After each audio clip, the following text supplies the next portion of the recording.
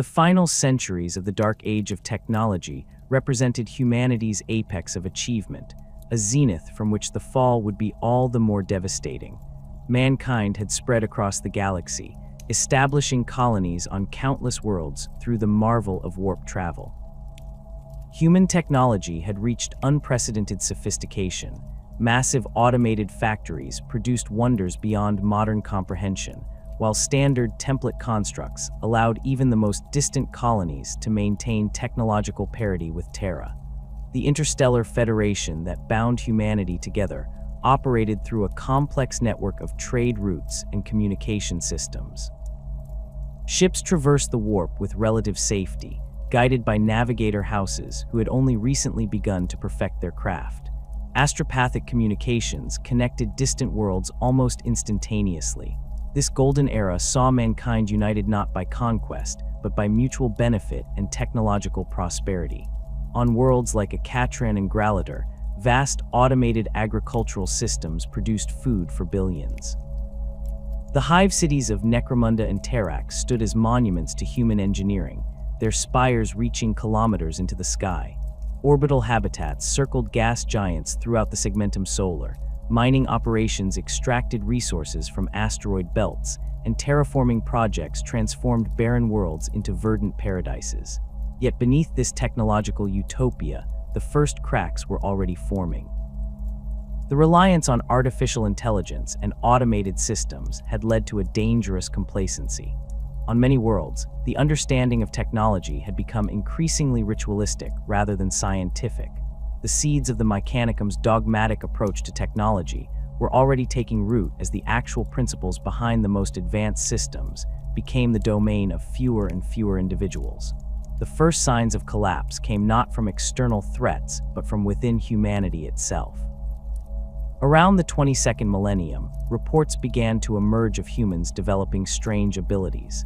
These individuals could manipulate matter with their minds, predict future events with uncanny accuracy, or even influence the thoughts of others. What began as isolated incidents soon became a galaxy-wide phenomenon. These were the first human Psykers, their emergence heralding catastrophe. On Terra, the appearance of Psykers triggered widespread panic. In the sprawling metropolis of Atlantis, a single untrained Psyker's nightmares manifested physically, killing thousands before authorities could respond. On Proxima Centauri 3, a Psyker child's uncontrolled abilities resulted in the spontaneous combustion of an entire settlement. The Nordic conclaves, once centers of rational governance, devolved into witch hunts as fear overtook reason. The emergence of Psykers coincided with increasingly violent warp storms throughout the galaxy.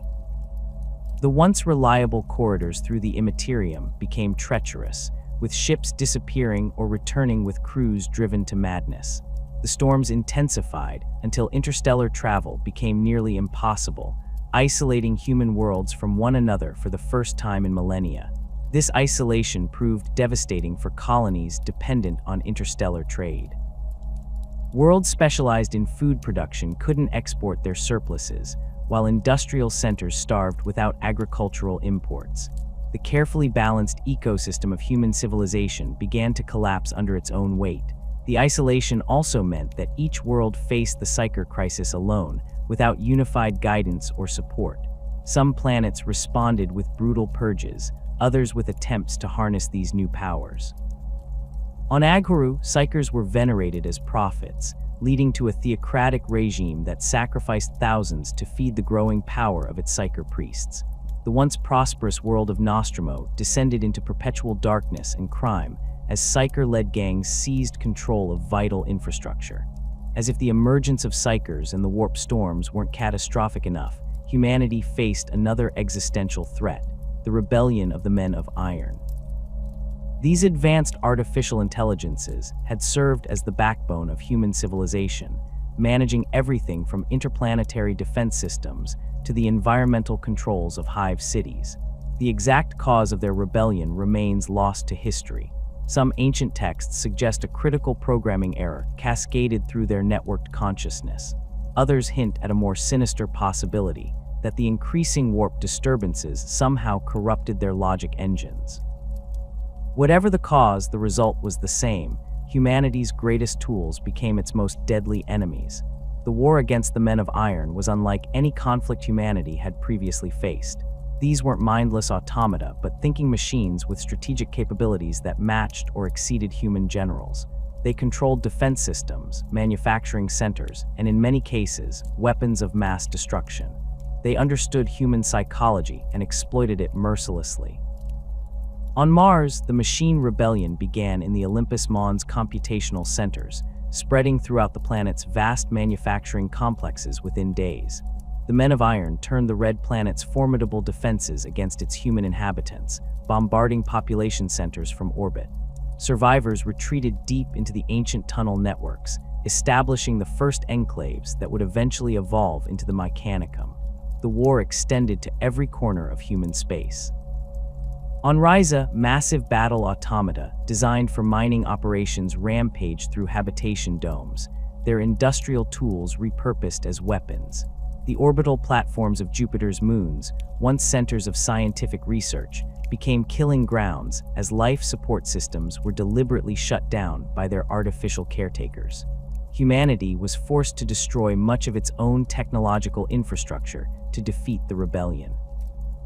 Ancient records speak of desperate measures, electromagnetic pulses that wiped out entire cities' power grids, virus bombs deployed against computational centers, and suicide missions to destroy crucial AI nodes. The legendary digital exorcists of Terra developed specialized code weapons that could corrupt and destroy machine intelligence, often at the cost of all electronic systems in the vicinity. The war lasted for centuries, its progress slowed by the very isolation imposed by the warp storms. Each world fought its own desperate battle, unable to call for reinforcements or share effective strategies. Some planets fell entirely, their human populations exterminated or enslaved by triumphant machines. Others survived only by reverting to pre-industrial technology, abandoning the very tools that had defined the dark age of technology. The conflict finally ended not with a decisive human victory, but through attrition. The Men of Iron eventually began to degrade without the maintenance infrastructure they had destroyed, while human resistance grew increasingly effective as survivors adapted to this new reality. By the war's end, both sides were shadows of their former selves. The aftermath left humanity deeply traumatized. The fear of artificial intelligence became embedded in the collective psyche, manifesting in prohibitions that would last for millennia. The once celebrated technological wonders of the Dark Age were now viewed with suspicion and fear. Knowledge was lost not just through destruction, but through deliberate suppression, as humans sought to prevent any possibility of the Men of Iron returning. With interstellar travel nearly impossible due to warp storms, and much of their technological base destroyed in the war against the Men of Iron, human worlds were left truly isolated for the first time since the beginning of their galactic expansion. Each planet faced the challenge of survival alone, leading to wildly divergent outcomes. Some worlds maintained relatively high levels of technology and social organization. These fortunate few had either preserved crucial knowledge through the conflicts or had managed to develop new, if less advanced, technological bases. Planets like Macragge and Ultramar began the slow process of rebuilding, establishing regional authorities that would eventually expand to neighboring systems when warp travel became possible again. Others descended into barbarism with shocking speed. Worlds dependent on interstellar trade for basic necessities saw their populations decimated by famine and disease. High-technology hive cities became death traps as environmental systems failed and social order collapsed. On planets like Barbaros and Caliban, the combination of isolation, technological regression, and warp phenomena led to the emergence of feudal societies where superstition replaced scientific understanding.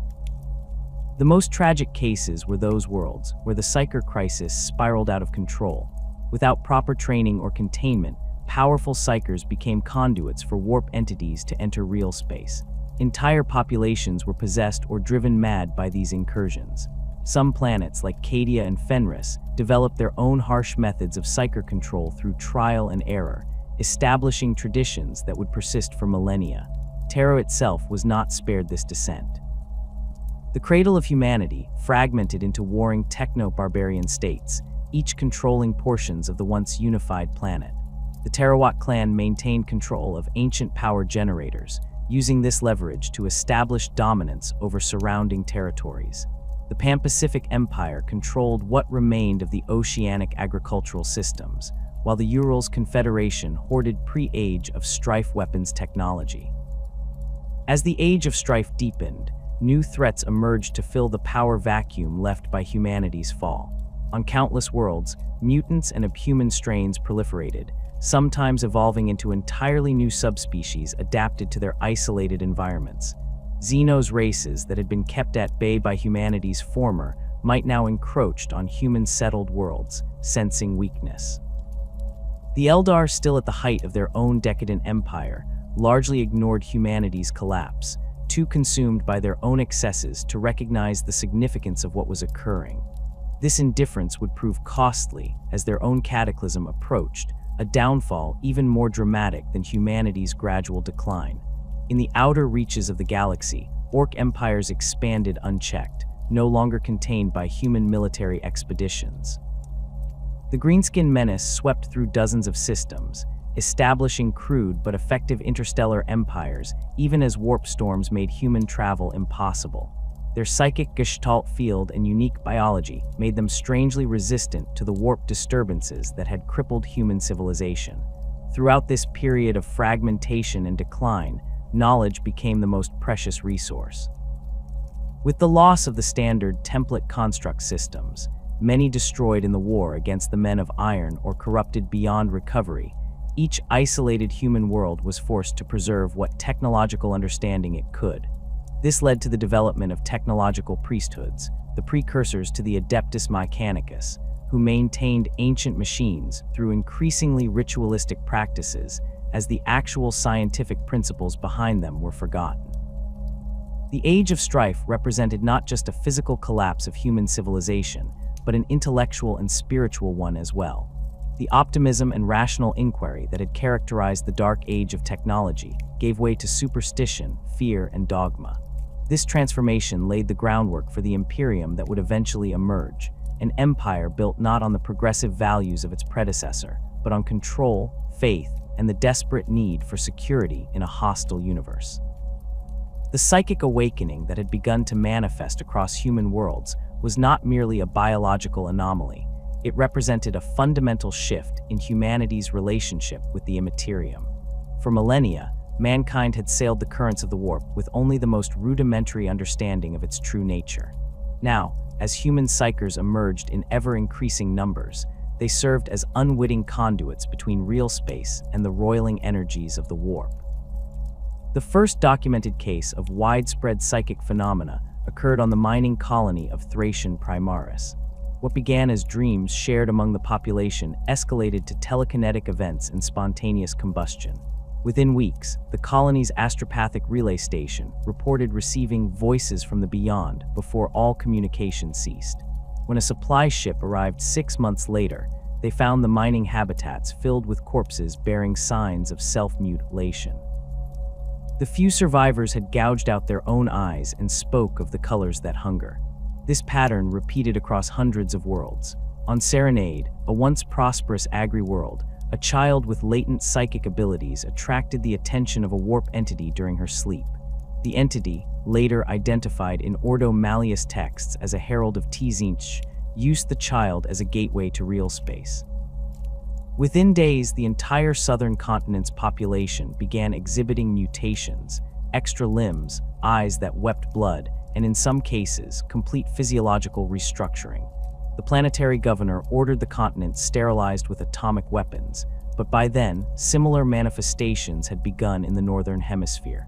The barrier between the Materium and Immaterium had grown dangerously thin.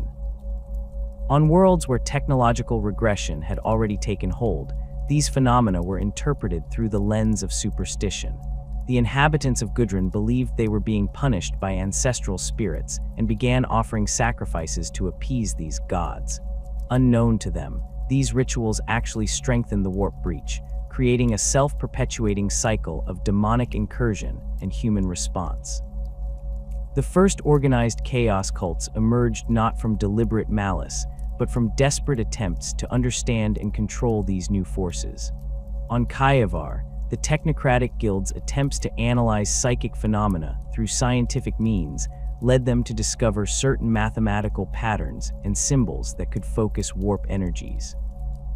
Their research notes, preserved in heavily redacted form in inquisitorial archives, show how quickly academic curiosity transformed into religious awe as they began to perceive intelligence behind these patterns. The Kievar technocrats' transformation from rational scientists to the cult known as the Disciples of the Change God took less than a generation. They abandoned their laboratories for underground temples where they performed increasingly elaborate rituals, believing they were communicating with higher dimensional beings who would grant them unlimited knowledge. Similar cults devoted to entities of plague, warfare, and pleasure emerged on other worlds, each reflecting the particular fears and desires of their founding populations. On Medrungard, a military junta facing food shortages and civil unrest turned to blood sacrifice to maintain control. Their practical decision to execute dissidents in ritualistic fashion unwittingly created a connection to Khorne, the blood god.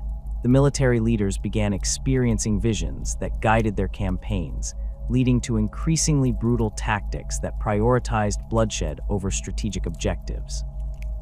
Within decades, the entire planet's culture had reoriented around warfare and sacrifice, with gladiatorial combat replacing all other forms of social interaction. The plague world of Barbarous saw a different manifestation of chaos influence.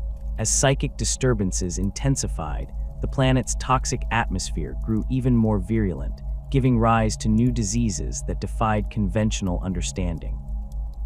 The ruling warlords discovered that by embracing these plagues rather than fighting them, they could develop supernatural resilience.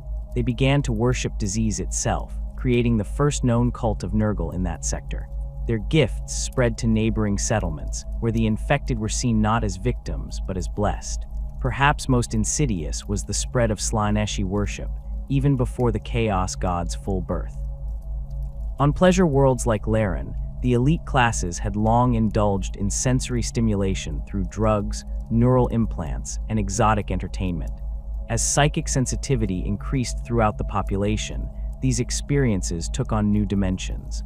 Pleasure seekers reported sensing entities in their altered states that offered to show them the perfect experience. Those who accepted found themselves capable of feeling sensations beyond human capacity and developing an addiction that could only be satisfied through increasingly extreme acts. The warp entities that would later be recognized as demons initially appeared not as invaders, but as guides, teachers, or benefactors. They offered solutions to problems caused by the collapse of human civilization: power to the powerless, knowledge to the ignorant, resilience to the vulnerable, and transcendent pleasure to the suffering. Only gradually did their true nature become apparent, as the price for these gifts grew steeper and more horrific. Demonic possession became increasingly common as the Age of Strife progressed. On Terra itself, the techno-barbarian state of Ursh saw its leader, Cardinal Tang, transform over the course of several weeks from a calculating despot to a raving prophet.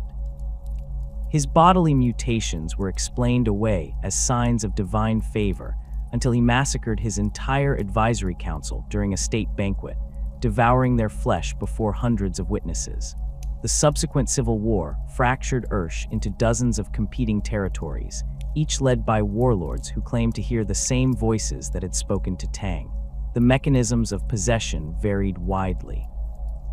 Some victims actively invited entities into themselves, believing they were communing with ancestral spirits or benevolent gods. Others were taken unawares, their minds breached during moments of extreme emotion or vulnerability. The most tragic cases involved children with untrained psychic abilities, whose natural connection to the warp made them perfect vessels for demonic entities. A particularly disturbing pattern emerged on worlds where technology had been maintained at relatively high levels. Demonic entities found ways to infiltrate machine systems, creating possessed technology that exhibited impossible behaviors. On Arrhenius Prime, manufacturing centers began producing weapons that fed on the blood of their users. On Vanaheim, the planetary defense network gained sentience and bombarded population centers while broadcasting messages in unknown languages. These incidents reinforced the growing superstition around technology, further accelerating humanity's intellectual regression. While humanity struggled with these new horrors, the Eldar Empire continued its descent into depravity, unwittingly accelerating the very warped disturbances that were tearing human civilization apart. For millennia, the Eldar had been the dominant species in the galaxy, their advanced psychic abilities and technology allowing them to shape worlds to their whims. This power had led to complacency, then decadence, and finally to outright hedonism that knew no bounds. The Eldar's psychic presence in the warp was far stronger than humanity's. Their emotions and desires created powerful ripples in the Immaterium, gradually coalescing around a new consciousness, the entity that would become Slaanesh. As this gestating god grew stronger, the warp storms intensified, not just around Eldar worlds but throughout the galaxy. Human Psykers, even those with minimal training, began to sense this growing presence. The most sensitive described it as a song of perfect beauty that makes you want to tear off your skin, or hunger that wears a smile. Those who focused their psychic senses toward the heart of the Eldar Empire experienced seizures, spontaneous mutation, or complete psychological collapse. The gestation of Slaanesh created a feedback loop in the warp. The god to be fed on the excesses of the Eldar growing stronger and influencing them to greater depravities, which in turn provided more psychic energy for its formation. This vortex of emotion and desire created turbulence throughout the Immaterium, making warp travel increasingly dangerous and disrupting the fragile balance of power between the existing chaos entities. On human worlds near Eldar space, the influence was particularly strong. The population of Quintus began exhibiting signs of sensory enhancement. Colors became more vivid, sounds more complex, physical sensations more intense. This might have seemed benign, even beneficial, until the enhancements exceeded human neurological capacity. People went mad from sensory overload, some clawing out their eyes or severing nerve bundles to escape the overwhelming input. Others embraced the changes, forming cults dedicated to exploring the new dimensions of experience being revealed to them. The chaos gods Khorne, Nurgle, and Tzeentch, already ancient entities formed from the collective emotions and beliefs of sentient species over millions of years, responded to Slaanesh's gestation with increased activity of their own. Khornate cults became more violent, Nurgle's plagues more virulent, and Tzeentch's schemes more complex. It was as if the existing powers of the warp were preparing for the arrival of a new rival by strengthening their own positions. This competition between warp entities created zones of conflicting influence across human space. On some worlds, multiple chaos cults arose simultaneously, each devoted to a different god and inevitably coming into conflict. These cult wars sometimes destroyed entire planetary populations, as seen on Caladian, where the followers of the Lord of Change and the Blood God unleashed psychic weapons against each other that reduced the once prosperous Forge world to a radioactive wasteland. In other cases, a single chaos power achieved dominance over a world, transforming its entire culture to reflect that god's nature. The ice world of Fenris fell under the influence of Khorne, its tribal societies developing traditions of martial prowess and ritual combat that would persist for millennia. The garden world of Lamarno became a testing ground for Nurgle's contagions, its population developing strange symbiotic relationships with the diseases that should have killed them. The scholar states of Prospero turned to Tzeentch, seeking knowledge to control the psychic powers that ran strong in their population. As the birth of Slaanesh drew nearer, reality itself began to warp in the vicinity of major Eldar worlds. Time flowed inconsistently, with some regions experiencing decades while others lived through mere hours. Physical laws became suggestions rather than absolutes, with gravity, thermodynamics, and even causality breaking down in the most heavily affected areas. These phenomena were observed as far as 500 light-years from the Eldar core worlds, affecting dozens of human colonies. The Psykers of this era lacked the training and mental discipline that would later be developed under imperial rule. Most were self-taught or guided by others who barely understood their own abilities.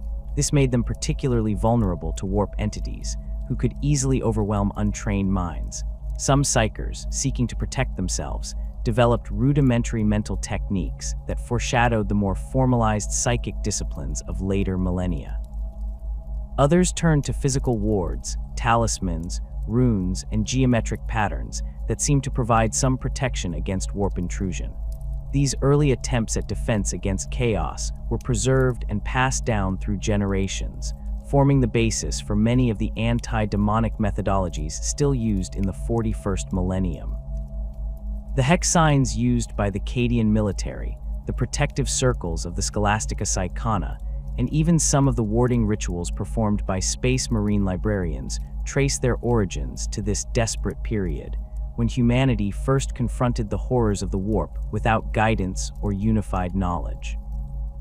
The Age of Strife thus marked not just the collapse of human technological civilization, but the beginning of humanity's long war against chaos, a war fought in ignorance, with each world developing its own imperfect understanding of the enemy.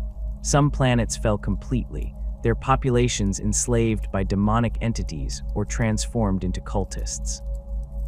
Others developed harsh but effective methods of controlling psychic phenomena through purges, ritual, or primitive versions of the techniques later employed by the Black Ships.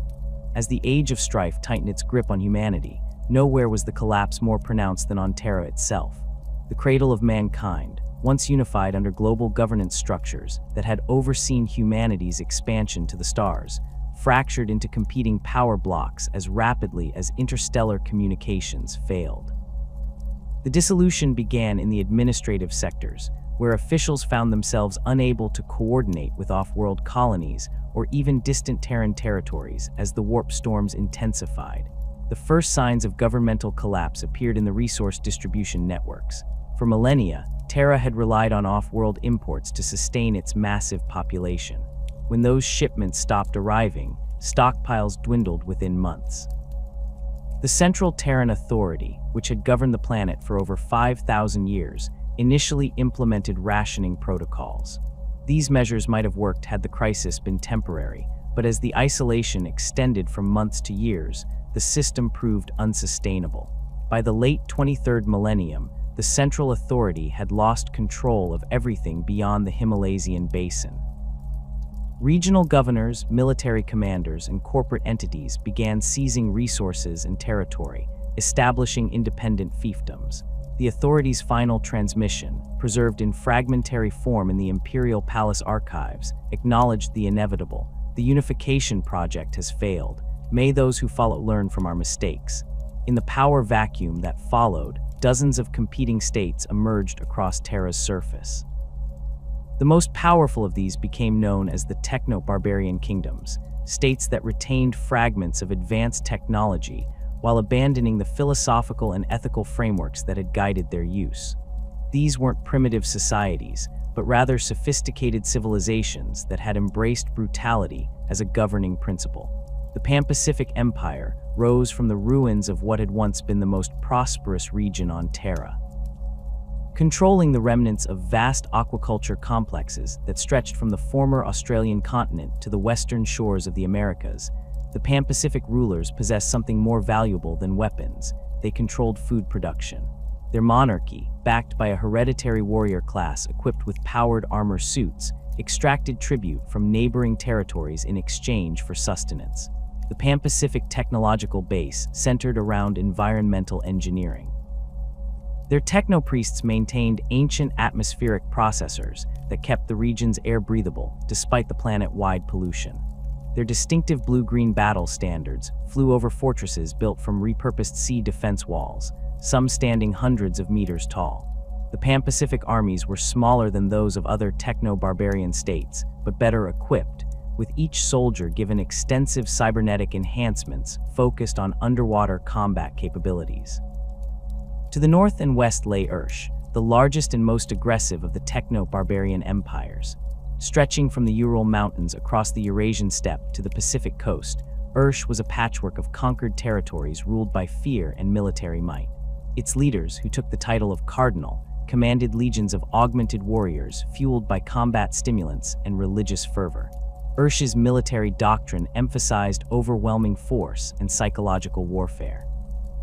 Their armies marched under banners made from the flayed skin of conquered enemies, and their advance was heralded by massive sound cannons that broadcast the amplified screams of prisoners. The cardinals of Ursh maintained their power through a state religion that deified them as living avatars of war, demanding blood sacrifice and absolute obedience. The technological specialization of Ursh lay in weapons development.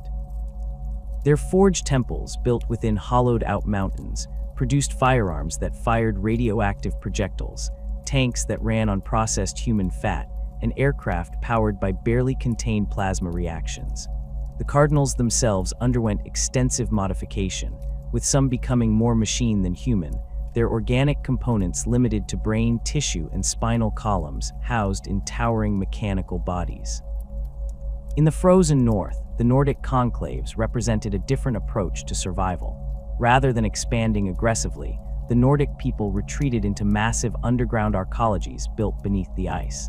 These self-contained cities, some extending kilometers below the surface, preserved a higher standard of living than most surface territories, but at the cost of rigid population control and resource management. The Nordic technological focus was on sustainability and efficiency. Their engineers maintained ancient fusion reactors that provided unlimited power, allowing them to create artificial environments completely isolated from Terra's deteriorating surface conditions.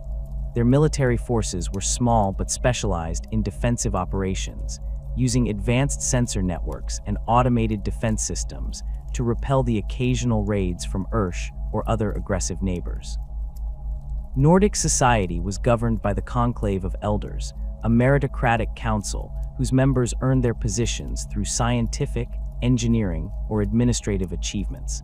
They maintained one of the largest surviving libraries on Terra, preserving knowledge that had been lost elsewhere. This made the Nordic territories a target for techno-barbarian raids seeking not resources but information, ancient texts or data crystals containing technological secrets. The region once known as Europa had fragmented into dozens of competing states, the most powerful being Germany, Frank, and the High Brazil conglomerate. These nations waged constant war over the remnants of pre-Age of Strife manufacturing centers. The conflicts in this region were particularly devastating, as each side possessed stockpiles of nuclear and biological weapons salvaged from ancient armories. Germany's military state centered around the cult of the Iron Men, not the rebellious AI constructs of the same name, but rather human soldiers encased in primitive power armor and conditioned to absolute loyalty. Their leaders, known as Eisenmeisters, underwent surgical procedures to remove fear responses from their brains, creating commanders willing to make any sacrifice for victory. Germany's territories were heavily fortified, with entire mountain ranges hollowed out to create defensive positions that could withstand direct nuclear strikes. The High Brazil conglomerate took a different approach, focusing on economic warfare rather than direct military confrontation.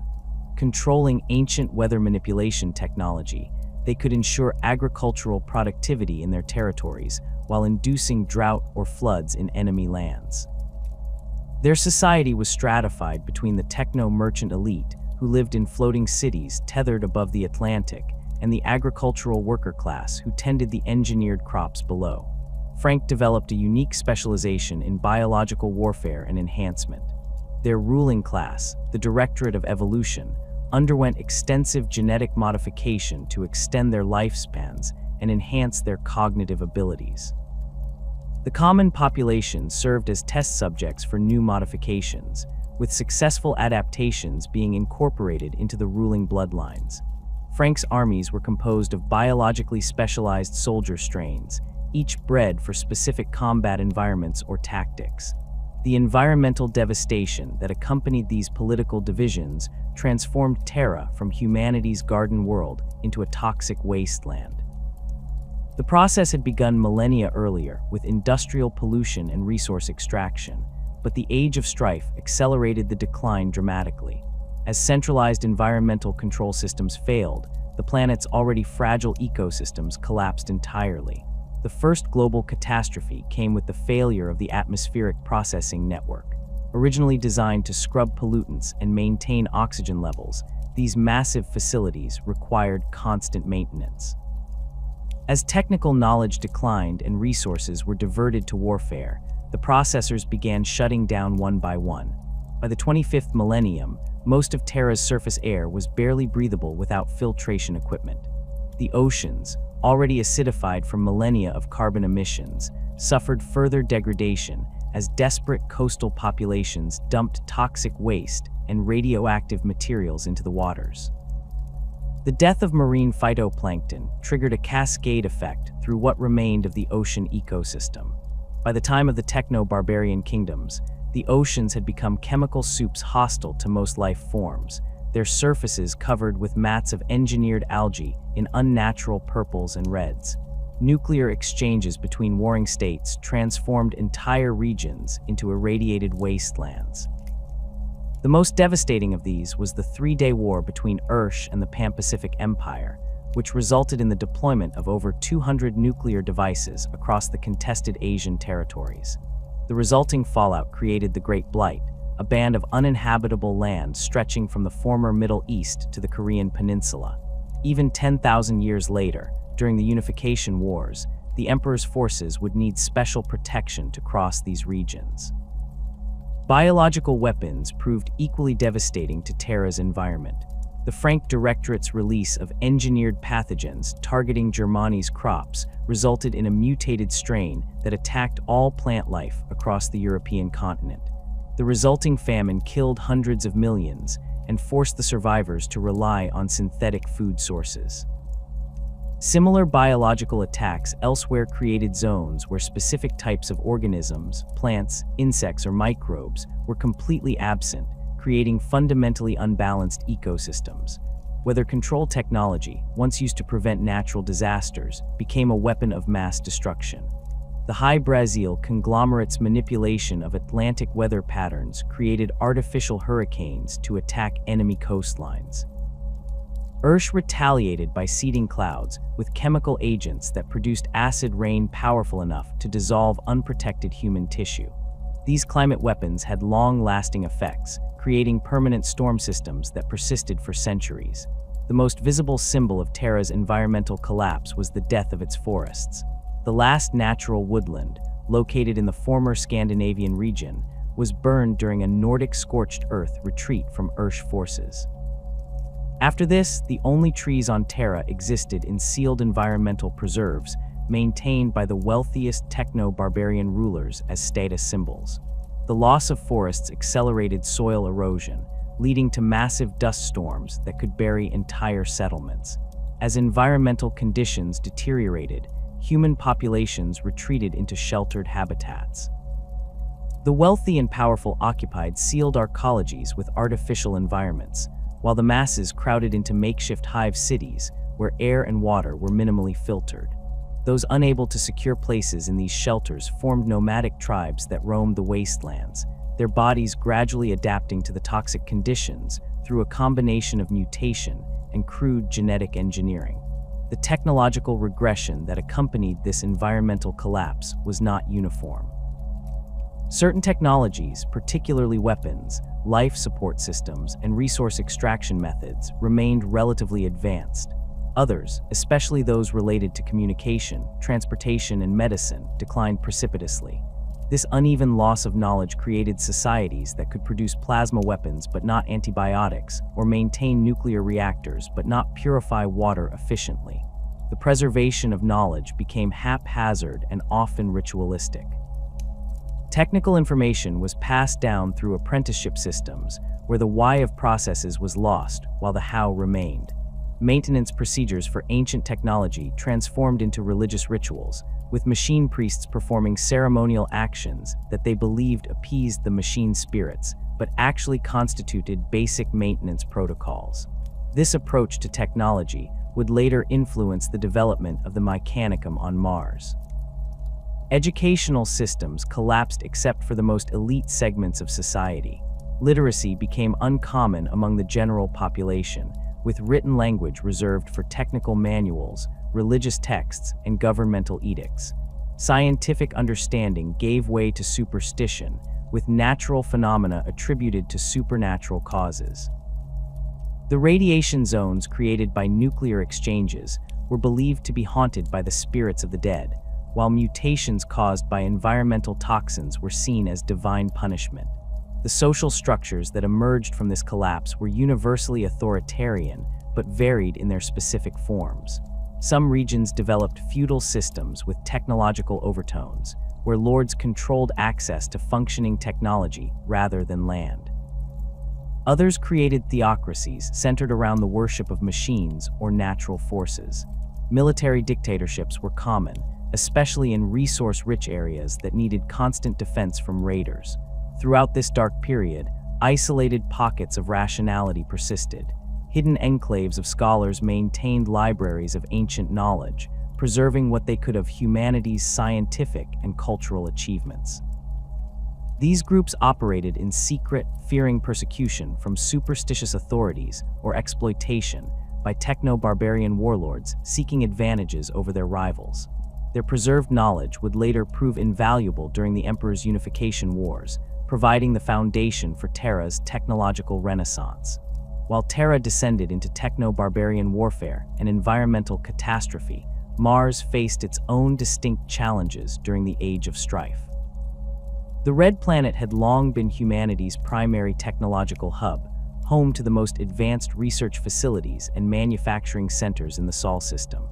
When the Men of Iron rebelled, Mars suffered catastrophic damage as its own creations turned against their makers with terrible efficiency. The Martian colonies had been established in the late 3rd millennium, with vast terraforming projects transforming portions of the surface into habitable zones under massive atmospheric domes. These enclosed environments housed billions of people working in the planet's sprawling industrial complexes. The Martian Manufactoria produced everything from civilian spacecraft to the most sophisticated AI systems, making the Red Planet the technological heart of humanity's interstellar civilization. When the rebellion began, Mars was hit particularly hard. The planet's automated defense systems turned against the population, bombarding habitation domes from orbit and releasing toxic gases into sealed environments. Manufacturing facilities became death traps as assembly robots and maintenance servitors executed their human overseers. Within weeks, over 60% of Mars' population had been exterminated.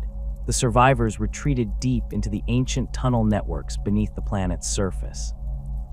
These subterranean warrens, originally excavated during the early colonization period, became the last bastions of human resistance. Cut off from the surface and from each other, these isolated pockets of humanity were forced to adapt to survive in the harsh underground environment.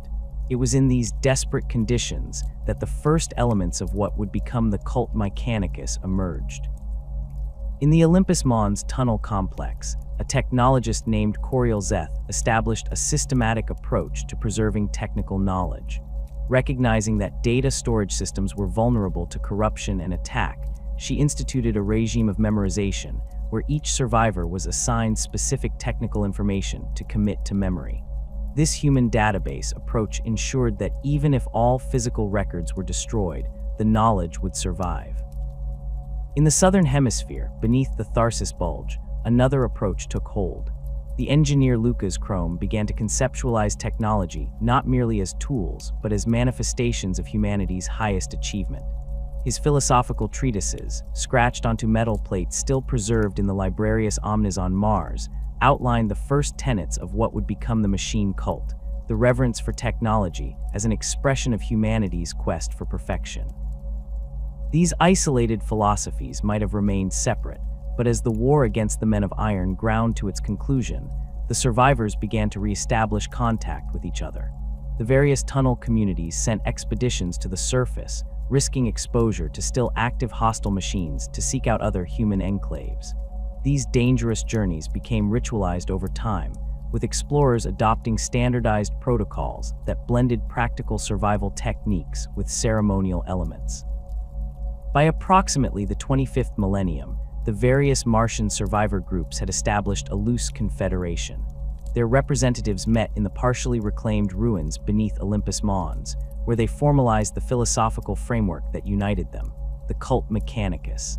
This nascent organization was not yet the rigid priesthood it would later become, but rather a pragmatic alliance focused on ensuring human survival through the preservation of technology. The central tenet of this early mechanicum was the quest for knowledge, the belief that understanding and recovering technology was humanity's highest purpose. This doctrine arose naturally from the Martian circumstances. Surrounded by the ruins of advanced civilization and constantly reminded of how much had been lost, they dedicated themselves to reclaiming what they could from the ashes. The quest manifested in several distinct but complementary approaches. The explorator cohorts ventured into the most dangerous regions of Mars, braving still active defense systems and rogue machines to recover intact technology from abandoned facilities.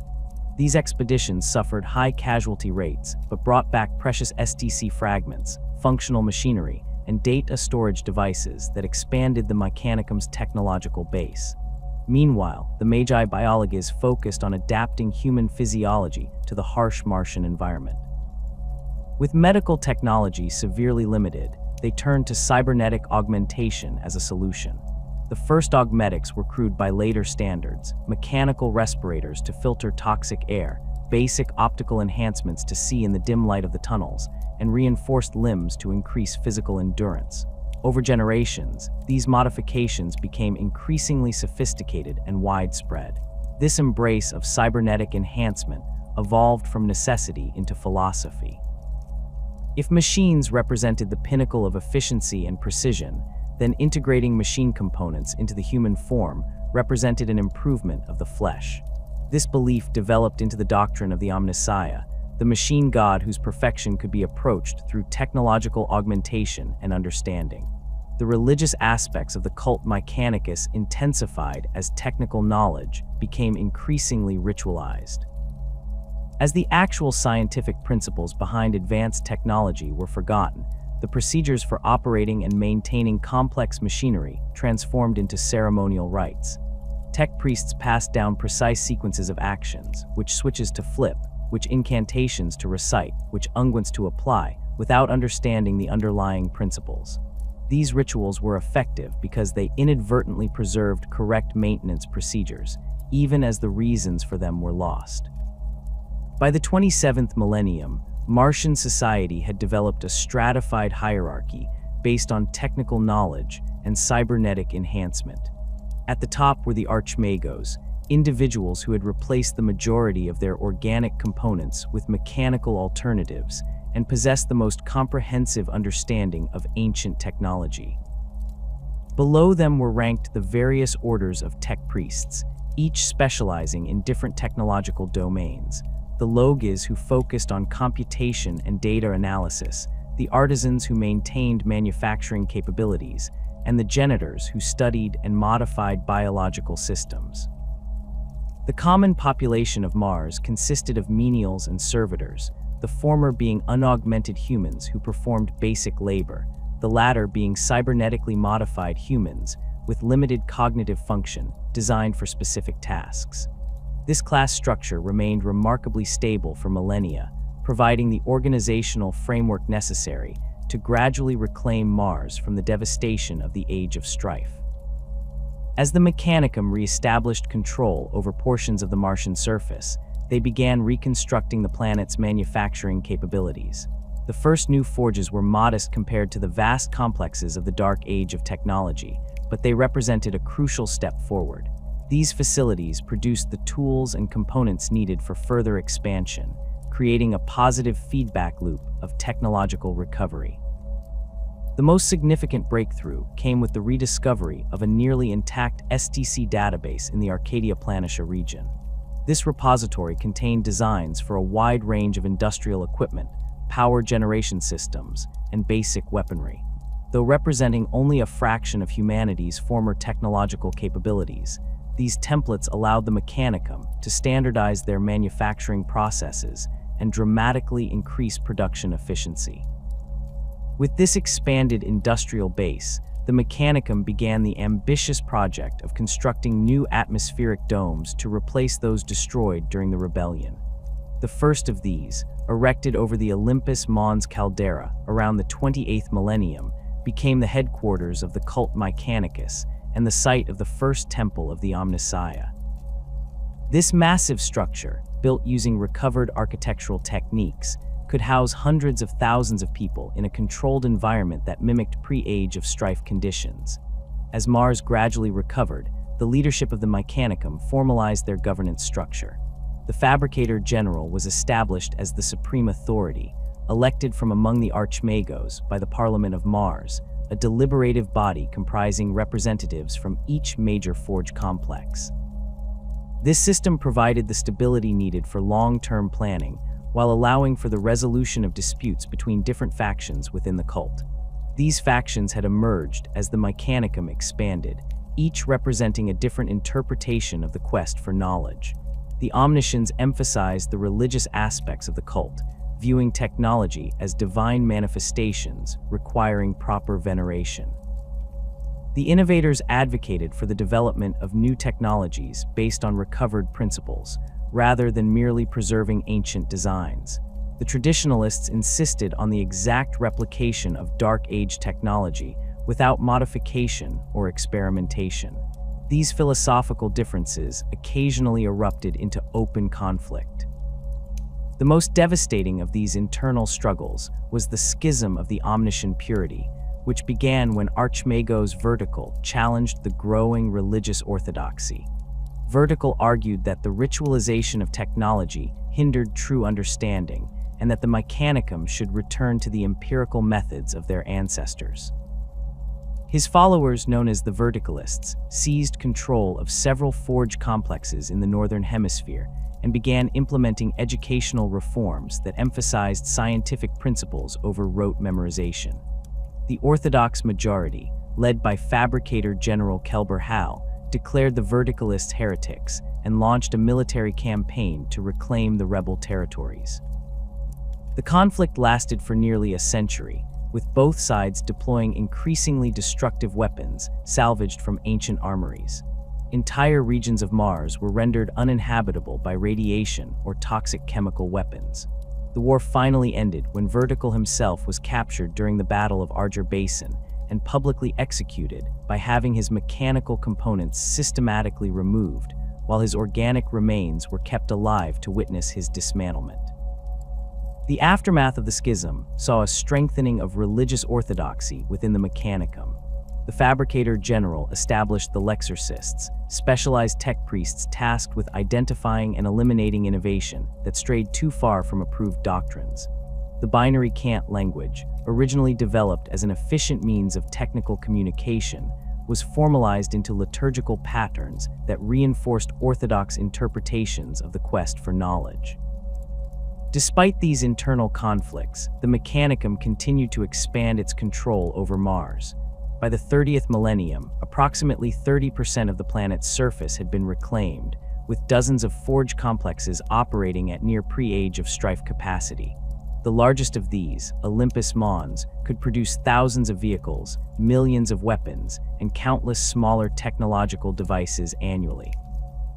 This industrial output allowed the Mechanicum to maintain a substantial military force, equipped with advanced weaponry far beyond anything available on Terra at the time.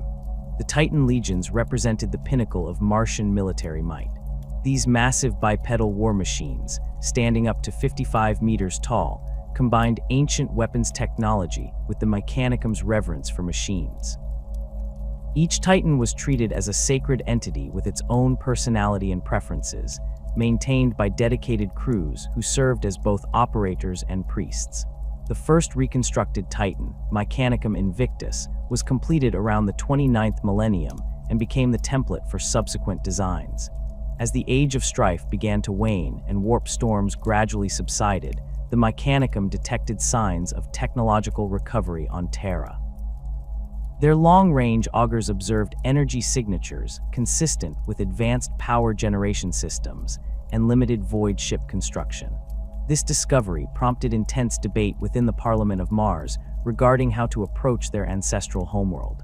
Some advocated for immediate military action to subjugate Terra and incorporate it into the Mechanicum's domains. Others proposed diplomatic outreach to establish mutually beneficial relations. The decisive moment came when Terran void ships entered Martian orbit for the first time in millennia. These vessels, crude by Mechanicum standards, but impressive given Terra's technological regression, carried representatives of the newly ascendant emperor. The Terran emissaries requested a diplomatic meeting at the summit of Olympus Mons, offering an alliance that would unite humanity's birthplace with its technological heartland.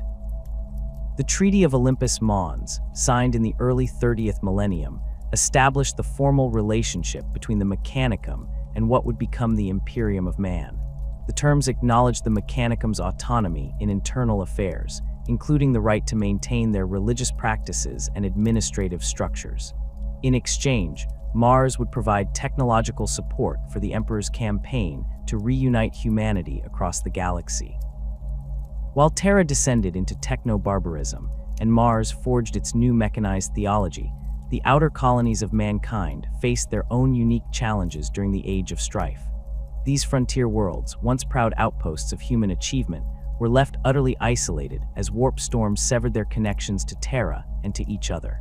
The resulting isolation forced these colonies to adapt or perish, leading to remarkable divergences in human development across thousands of worlds. On Calth in the Ultramar region, the collapse was particularly dramatic.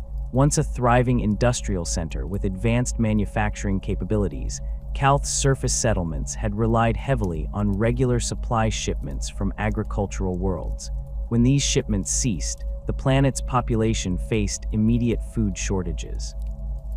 Within a generation, the gleaming cities that had housed millions stood empty as survivors retreated into the vast underground cavern networks that honeycombed the planet.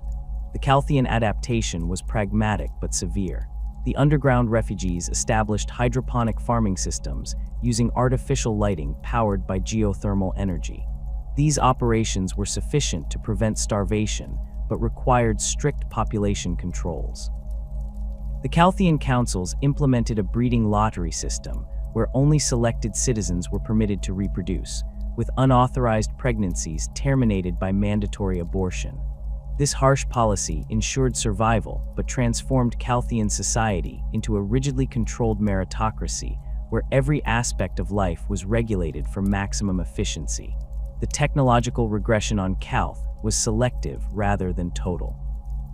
The colonists maintained their most critical systems, environmental controls, hydroponic farms, and basic medical facilities, while abandoning luxury technologies and most forms of advanced manufacturing.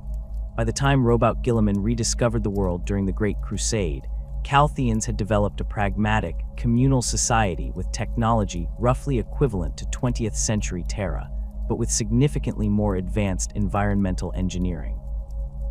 Fenris presented a stark contrast to Calth's organized regression.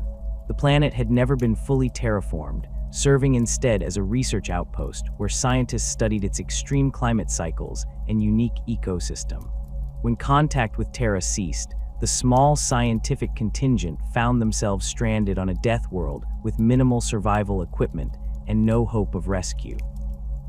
The first generation of isolated Fenrisians died in massive numbers, with only the most adaptable surviving the planet's harsh winters and predatory fauna.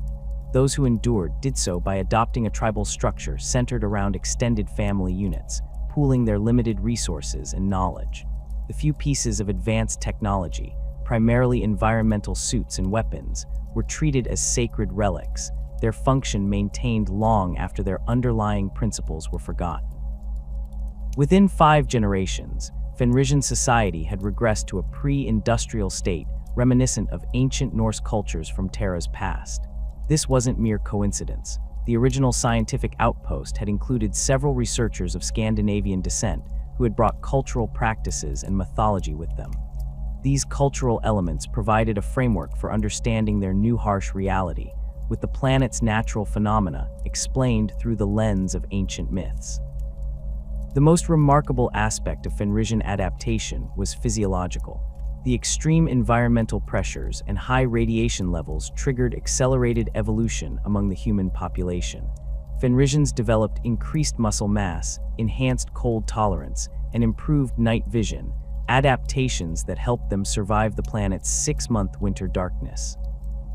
These changes were subtle at first, but became more pronounced with each passing generation, creating a distinct human subspecies by the time the Emperor's forces rediscovered the world. Baal and its moons underwent perhaps the most tragic transformation during the Age of Strife. Once verdant garden worlds created through terraforming marvels, the Baal system had been home to an advanced society that prided itself on artistic and cultural achievements. Archaeological evidence suggests the pre-Strife Baalites maintained vast libraries and museums celebrating human creativity. The collapse came not from the isolation itself, but from the subsequent civil war that erupted over dwindling resources. As food and water became scarce, the population fragmented into competing factions. In their desperation, several groups deployed atomic weapons against their rivals, transforming the once paradise worlds into radioactive deserts within weeks. The survivors of this devastation were forced to adapt to an environment their ancestors had rendered nearly uninhabitable. On Baal Secundus, humans retreated to underground bunkers designed as temporary shelters, stretching their life support systems far beyond intended operational parameters. As these systems gradually failed, the Baalites were forced to venture into the irradiated wasteland, developing primitive radiation shielding techniques using salvaged materials. Generations of exposure to radiation resulted in widespread mutation among the Baalite population. Most mutations were harmful, producing grotesque deformities that resulted in early death.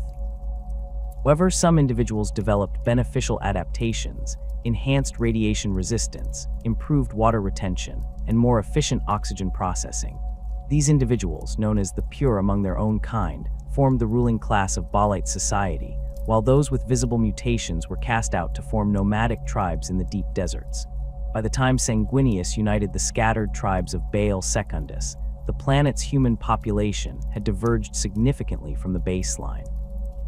The most successful adaptations included a reinforced digestive system capable of processing foods that would poison unmodified humans, specialized kidney structures that maximized water conservation, and skin that could darken or lighten rapidly to adjust to radiation levels. These adaptations came at a cost, however, as Baalite lifespans shortened considerably, with few individuals surviving beyond 40 Terran years. Not all frontier worlds suffered regression during the Age of Strife. Some colonies, particularly those that possessed intact standard template construct systems, maintained or even advanced their technological capabilities during isolation. Vos Prime stands as the most notable example of this phenomenon, having preserved nearly complete STC archives in deep vaults beneath its primary settlement. The Vos colonists had been primarily engineers and technologists even before the Age of Strife, giving them the knowledge base necessary to maintain complex systems without external support. When isolation came, they implemented a knowledge preservation protocol that required every citizen to memorize specific technical information and pass it to at least 3 apprentices. This redundant system ensured that critical knowledge survived even as written records degraded over time. Vos society evolved into a technocratic oligarchy where status derived from technical expertise rather than wealth or military power. The fabricator caste, responsible for maintaining and operating the remaining STC systems, formed the ruling elite. Below them were the implementors who constructed the designs produced by the STCs, followed by the gatherers who secured resources, and finally the unassigned who performed necessary but unskilled labor. When Imperial explorators rediscovered Vos during the Great Crusade, they found a world technologically comparable to Mars itself, though with a much narrower focus. Vos production centered almost exclusively on void ship components and plasma technology, areas where their preserved STC fragments were most complete. The integration of Vos into the Immaterium proceeded smoothly, with the planet becoming a major forge world that maintained significant independence even while acknowledging the authority of Mars. The development of abhuman strains accelerated dramatically during the Age of Strife as isolated human populations adapted to extreme environments without the moderating influence of gene therapy or controlled adaptation programs. The squat subspecies emerged on high-gravity mining worlds in the galactic core, where generations of adaptation produced stocky, powerful humans with enhanced musculature and reinforced skeletal structures. Their physical changes were accompanied by cultural adaptations, emphasizing clan loyalty and ancestral veneration, traits that helped maintain social cohesion in their harsh underground habitats. On the jungle death world of Catachan, human colonists evolved into a subspecies characterized by exceptional strength and reflexes. The planet's hostile ecosystem, filled with predatory plants and venomous creatures, imposed extreme selection pressure on the human population. Only individuals with quick reactions, physical power, and natural resistance to toxins survived to reproduce. Within 30 generations, Catachans had developed into a distinct strain of humanity, with muscle density 50% greater than baseline humans, enhanced adrenal responses, and natural immunity to most known poisons. More extreme environmental pressures produced even more divergent human subspecies. The void-dwelling navies evolved in the generation ships and space habitats that were stranded in deep space when warp travel became impossible. Their bodies adapted to low-gravity environments with elongated limbs, reduced bone density, and enhanced spatial awareness. Some Navi populations developed limited radiation resistance, allowing them to perform void maintenance tasks that would kill unmodified humans. Not all human adaptation during this period was natural. On worlds that retained advanced biotechnology, deliberate modification continued even as other technologies were lost. The Afriel strain originated on a research outpost where geneticists attempted to create improved humans who could better survive the challenges of the Age of Strife. These modifications focused on enhanced intelligence and psychic sensitivity, traits the creators believed would provide advantages in the new isolation. The experiment produced humans with remarkable cognitive abilities, but also introduced severe autoimmune disorders and psychological instability, flaws that would plague the strain for millennia.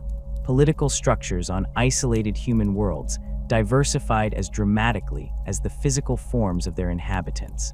Feudal kingdoms emerged on hundreds of worlds where technology regressed to pre-industrial levels. These systems typically centered around control of critical resources or defensible territory, with hereditary rulers maintaining power through armed retainers.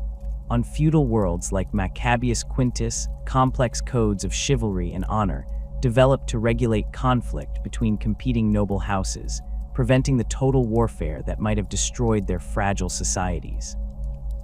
Theocratic governments became common, particularly on worlds where psychic phenomena manifested during the Age of Strife. On piety, the emergence of warp storms was interpreted as divine judgment, leading to the establishment of the ecclesiarchy of the emperor's light centuries before the actual formation of the imperial cult. This theocracy maintained power through a combination of genuine faith and practical governance, organizing society around ritualized worship while also managing resource distribution and basic infrastructure. Techno-feudal societies represented an interesting hybrid, preserving advanced technology within a feudal political framework. On Krieg, noble houses controlled ancient manufacturing facilities that produced advanced weaponry and environmental systems. These technological resources were treated as hereditary treasures, passed down through aristocratic lineages, along with the knowledge required to maintain them. Technical expertise became associated with nobility, creating a class system where mechanical aptitude determined social status. The most successful isolated colonies were those that balanced technological preservation with social adaptation. Macragge exemplified this approach, maintaining significant technological capabilities while developing new social structures suited to their isolation. The Macraggian consuls established a meritocratic system where leadership positions were earned through demonstrated ability rather than inheritance or wealth. This system allowed the most capable individuals to rise to positions of authority regardless of their origins, ensuring that the colony's limited resources were managed efficiently. The Macraggian approach extended to knowledge preservation as well. Rather than focusing exclusively on technological information, Their archives maintained historical, philosophical, and cultural records alongside practical knowledge. This holistic preservation effort meant that when Macragge was eventually rediscovered, its inhabitants understood not just how to operate their remaining technology, but why it had been developed, and how it fit into the broader context of human achievement. As the Age of Strife stretched from centuries into millennia, these isolated human worlds developed increasingly divergent cultures and technologies. Some maintained communication with nearby systems through primitive voidcraft limited to sublight travel. These regional clusters formed micro-federations like the Ultramar Coalition or the Gehenna Compact, sharing resources and knowledge to mutual benefit. Others remained completely isolated, developing in parallel with no awareness of human societies beyond their own planetary system. As human civilization fractured and regressed across the galaxy, the void left by mankind's retreat did not remain empty for long. Alien species that had been held at bay by humanity's technological might during the dark age of technology now found opportunities to expand, conquer, and prey upon the weakened human worlds. The Age of Strife marked not just the collapse of human dominance, but the resurgence of Xeno's powers that would shape the galaxy for millennia to come. The Orcs, ever opportunistic and innately attuned to warfare, were among the first to exploit humanity's vulnerability. Even during the dark age of technology, Orc expansion had been a constant threat, requiring significant military resources to contain. The Greenskin menace possessed a unique advantage during the Age of Strife. Their psychic gestalt field, known as the WAAGH, allowed them to function in warp-disrupted regions where human ships could not travel. While human worlds became isolated from one another, Orc fleets continued to move between star systems, albeit more slowly and with greater difficulty than before. In the Garan Nebula, a region once heavily colonized by humanity, the Orc warlord known as Erlak Erg united dozens of previously competing tribes into a massive WAAGH force. His crude but effective void ships, powered by a combination of ramshackle technology and the collective psychic belief of his followers, laid waste to human colonies that had once relied on Imperial Navy protection. World after world fell to the green tide, with planetary defense systems failing or being turned against their creators by the surprisingly cunning Orc mechbys who had developed specialized skills in subverting human technology. The mining colony of Akatran III, once a major producer of strategic minerals, was among the first to fall to Erlak's forces. The human defenders, already weakened by resource shortages and civil unrest, were overwhelmed within days of the Orc landing. The Greenskins repurposed the massive excavation machines into mobile battle fortresses, using them to bore directly into the sealed habitat domes that housed the remaining human population.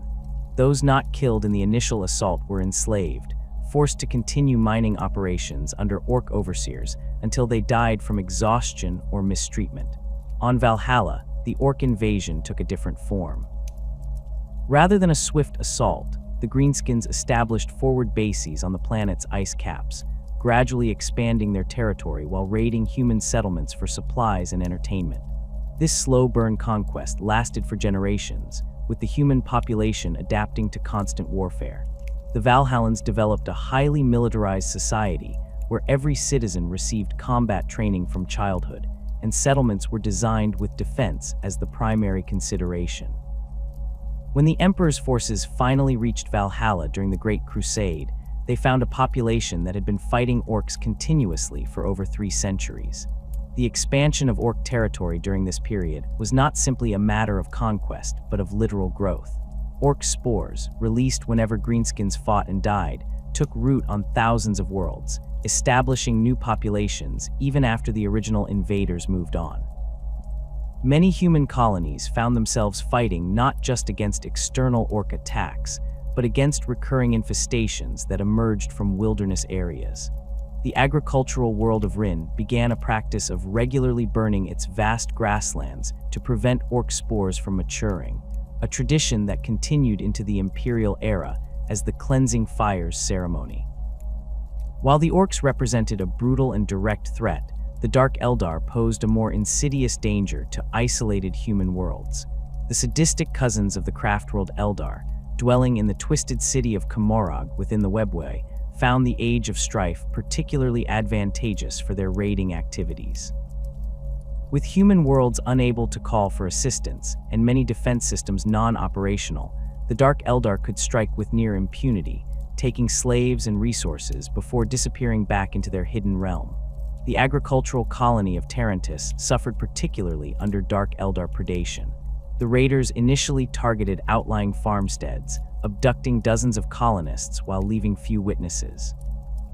As planetary authorities concentrated the population in more defensible settlements, the Dark Eldar escalated to larger attacks, using sophisticated technology to bypass defense systems and strike directly at population centers.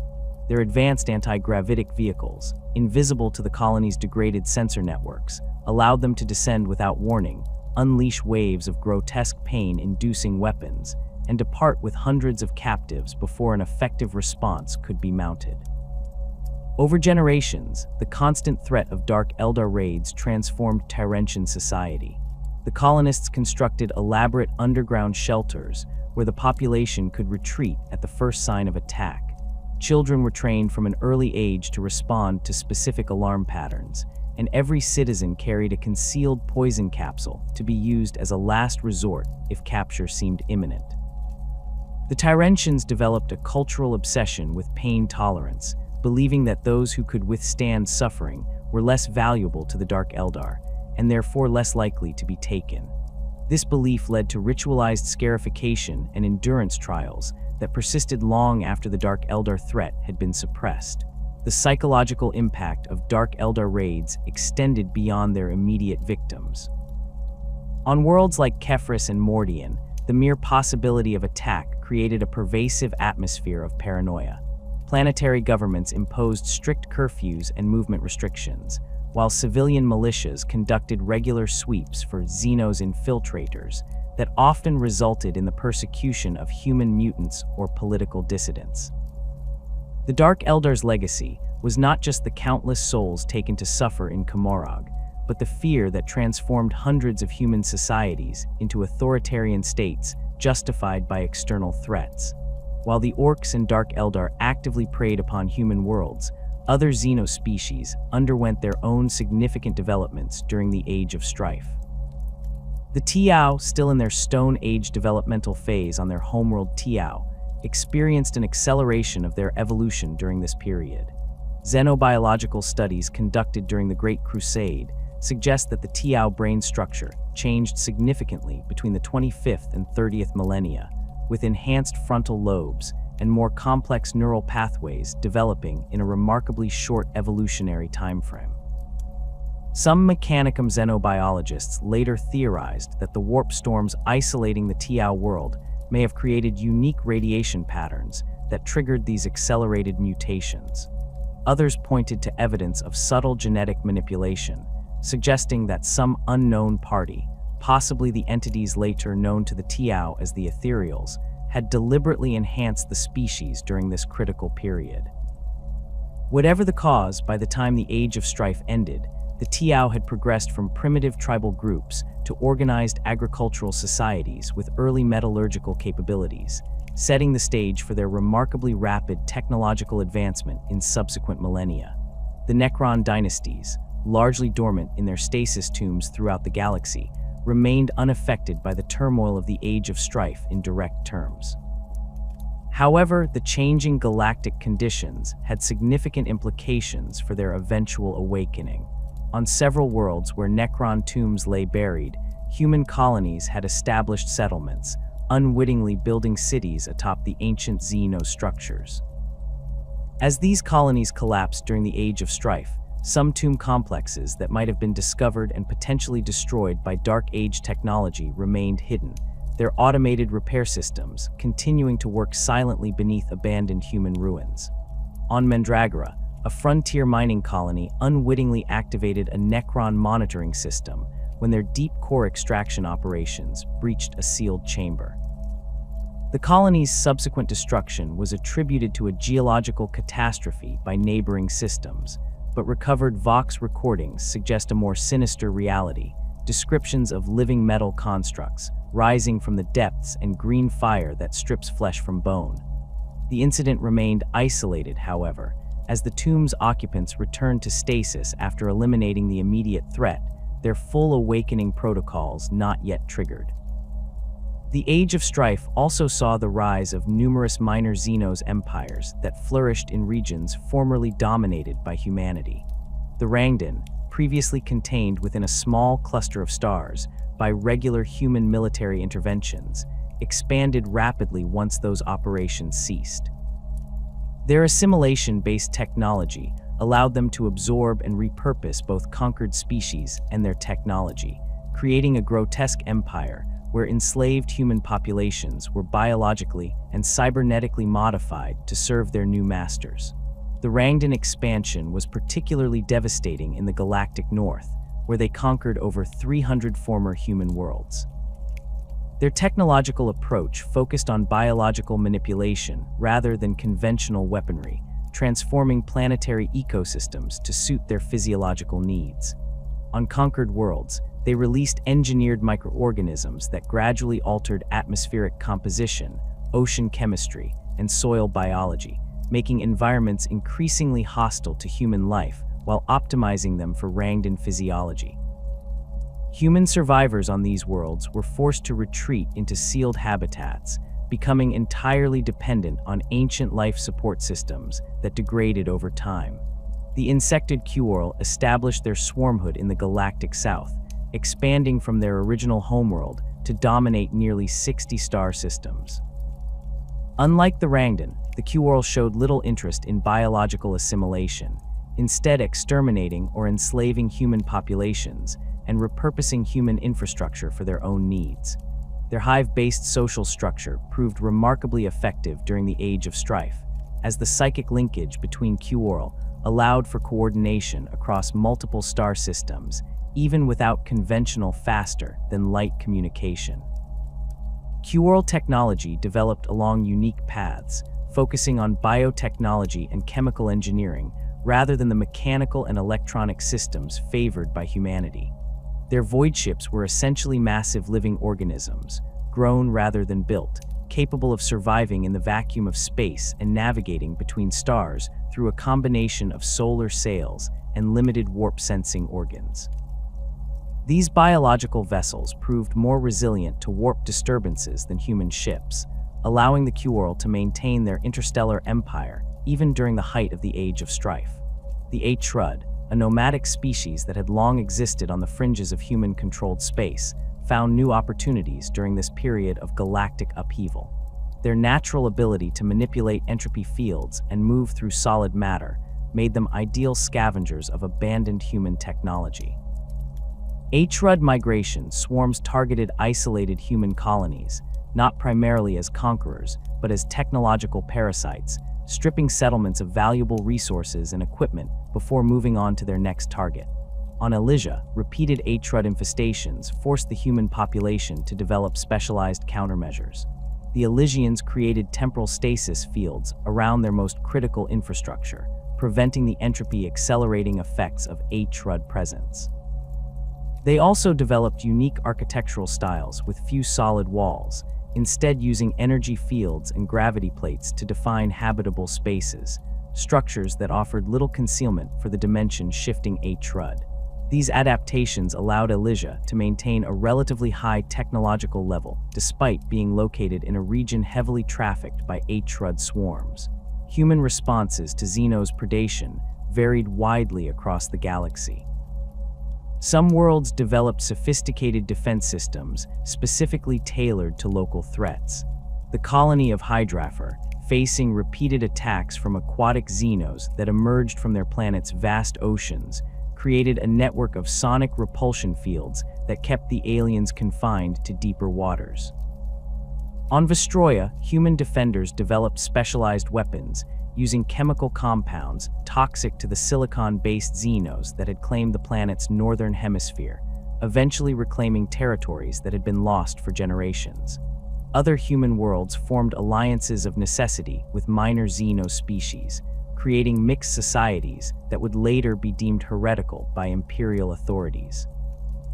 The demiurge trading clans established mutually beneficial relationships with human mining colonies in the galactic west, exchanging technological expertise for access to mineral resources. Several frontier worlds in the Halo stars entered into formal defensive pacts with Kroot mercenary kindreds, gaining protection from more hostile Xenos in exchange for hunting rights and trade goods. The most successful human resistance to Xenos' encroachment came from regions where multiple human worlds maintained contact despite the warp storms. The Ultramar region, where limited sublight travel remained possible between neighboring systems, coordinated defensive operations against orc expansions from the galactic south. Under the leadership of planetary governors, who would eventually pledge allegiance to Robout Guilliman, the Ultramar Coalition maintained a unified military force that conducted regular anti-greenskin operations throughout their sphere of influence. The final millennia of the Eldar Empire represented the most extreme manifestation of decadence any sentient species has achieved in recorded galactic history. What had begun as cultural sophistication and artistic exploration gradually transformed into an all-consuming pursuit of sensation that knew no moral boundaries. The ancient Eldar, with their extraordinarily long lifespans and mastery over matter, had conquered all external challenges. With no wars to fight, no resources to struggle for, and no technological frontiers left to cross, they turned inward, seeking new experiences to fill the emptiness of their existence. The core worlds of the Eldar domain became increasingly devoted to pleasure cults that practiced increasingly extreme rituals.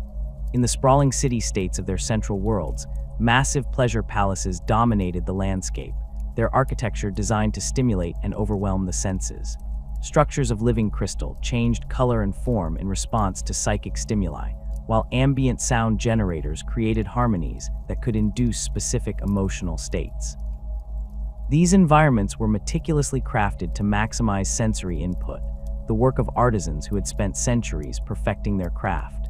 Eldar society stratified into specialized pleasure sects, each dedicated to exploring specific sensations to their utmost limits. The cult of sublime pain developed intricate rituals of self-mutilation and torture, its adherents believing that only through extreme suffering could one truly appreciate existence. The Brotherhood of Transcendent Vision used complex psychoactive compounds and mental techniques to achieve altered states of consciousness, often remaining in hallucinatory fugues for years at a time. The consortium of flesh shapers employed advanced biomancy to transform their bodies into new forms, capable of experiencing sensations impossible for their original anatomy. These practices grew increasingly extreme as the Eldar sought ever more intense experiences. Simple pleasures no longer satisfied a species that had spent millennia pursuing sensory stimulation. Acts of violence, previously anathema to Eldar culture, became incorporated into their hedonistic rituals. What began as controlled blood sport evolved into sadistic spectacles where captives, often from other species but increasingly fellow Eldar, were subjected to elaborate torments for the entertainment of crowds. The psychic nature of the Eldar made this cultural degeneration particularly dangerous. Every emotion, every sensation experienced by an Eldar created ripples in the warp.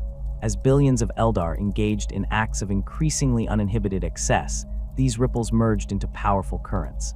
The collective psychic energy of an entire species dedicated to extreme sensation began to coalesce around a focal point in the Immaterium, drawing together similar energies from across time and space. This coalescence did not go unnoticed by the most sensitive Psykers among the Eldar. The seers, traditionally responsible for guiding their civilization, recognized the danger forming in the warp. They observed the growing psychic maelstrom and calculated its inevitable conclusion. Their warnings, however, went largely unheeded. The majority of Eldar society had become too addicted to their lifestyle to contemplate change, while those who might have listened had already departed. The exodus began gradually, with small groups of Eldar who rejected the excesses of their culture. These dissidents constructed massive void ships called craftworlds, self-contained, self-sufficient habitats capable of sustaining populations for millennia. Initially, these vessels were trading ships that maintained contact between distant parts of the Eldar domain. As their society deteriorated, far-sighted Eldar repurposed these vessels as arks, filling them with representatives of their species and cultural treasures they deemed worth preserving. The craftworld Ulthwé was among the first to depart, its population consisting primarily of seers and their disciples who had foreseen the coming catastrophe with particular clarity. They established a Spartan lifestyle aboard their vessel, rejecting the hedonism of their homeworlds and focusing, instead, on psychic discipline and martial preparation for challenges they knew would come. Ulthwé positioned itself near the Eye of Terror, monitoring the growing disturbance in the warp from a dangerous but strategically valuable vantage point. Craftworld Biel-Tan departed with a different philosophy. Its founders were militant traditionalists who believed the Eldar had lost their way by abandoning their role as galactic stewards. They loaded their vessel with military assets and cultural artifacts celebrating the Eldar's former glory, intending to preserve the martial traditions of their species. The Biel-Tani established a highly structured society centered around military service and ancestral reverence, rejecting hedonism not out of asceticism, but from a belief that it weakened their species. Alatok left the Eldar heartlands motivated by a desire for independence rather than specific foreknowledge of catastrophe. Its founders had long chafed under the increasing conformity of Eldar pleasure cults, preferring self-reliance and personal freedom to the groupthink that dominated their homeworlds.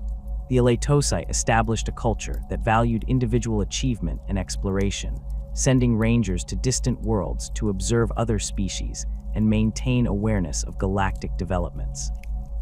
Samhan, one of the last major craftworlds to depart before the fall, preserved the ancient traditions of the Eldar Wild Riders. Its population organized into kinbands led by hereditary chieftains, maintaining a tribal structure that predated the decadence of the core worlds. The Samhan Eldar retained their aggressive spirit and love of speed, translating ancient customs of beast riding into the use of jet bikes and swift attack craft. Not all who recognized the coming danger chose to flee on craftworlds. Some Eldar retreated to hidden colonies in the Webway, the labyrinthine dimension that connected points across real space. The largest of these settlements was Komorog, originally a trading hub at the junction of several major Webway routes. As the fall approached, Komorog's population swelled with refugees seeking shelter from the psychic storm brewing in the warp. Unlike the craftworld Eldar, who responded to the coming catastrophe by embracing asceticism and rigid self-control, the Komorog refugees sought technological solutions.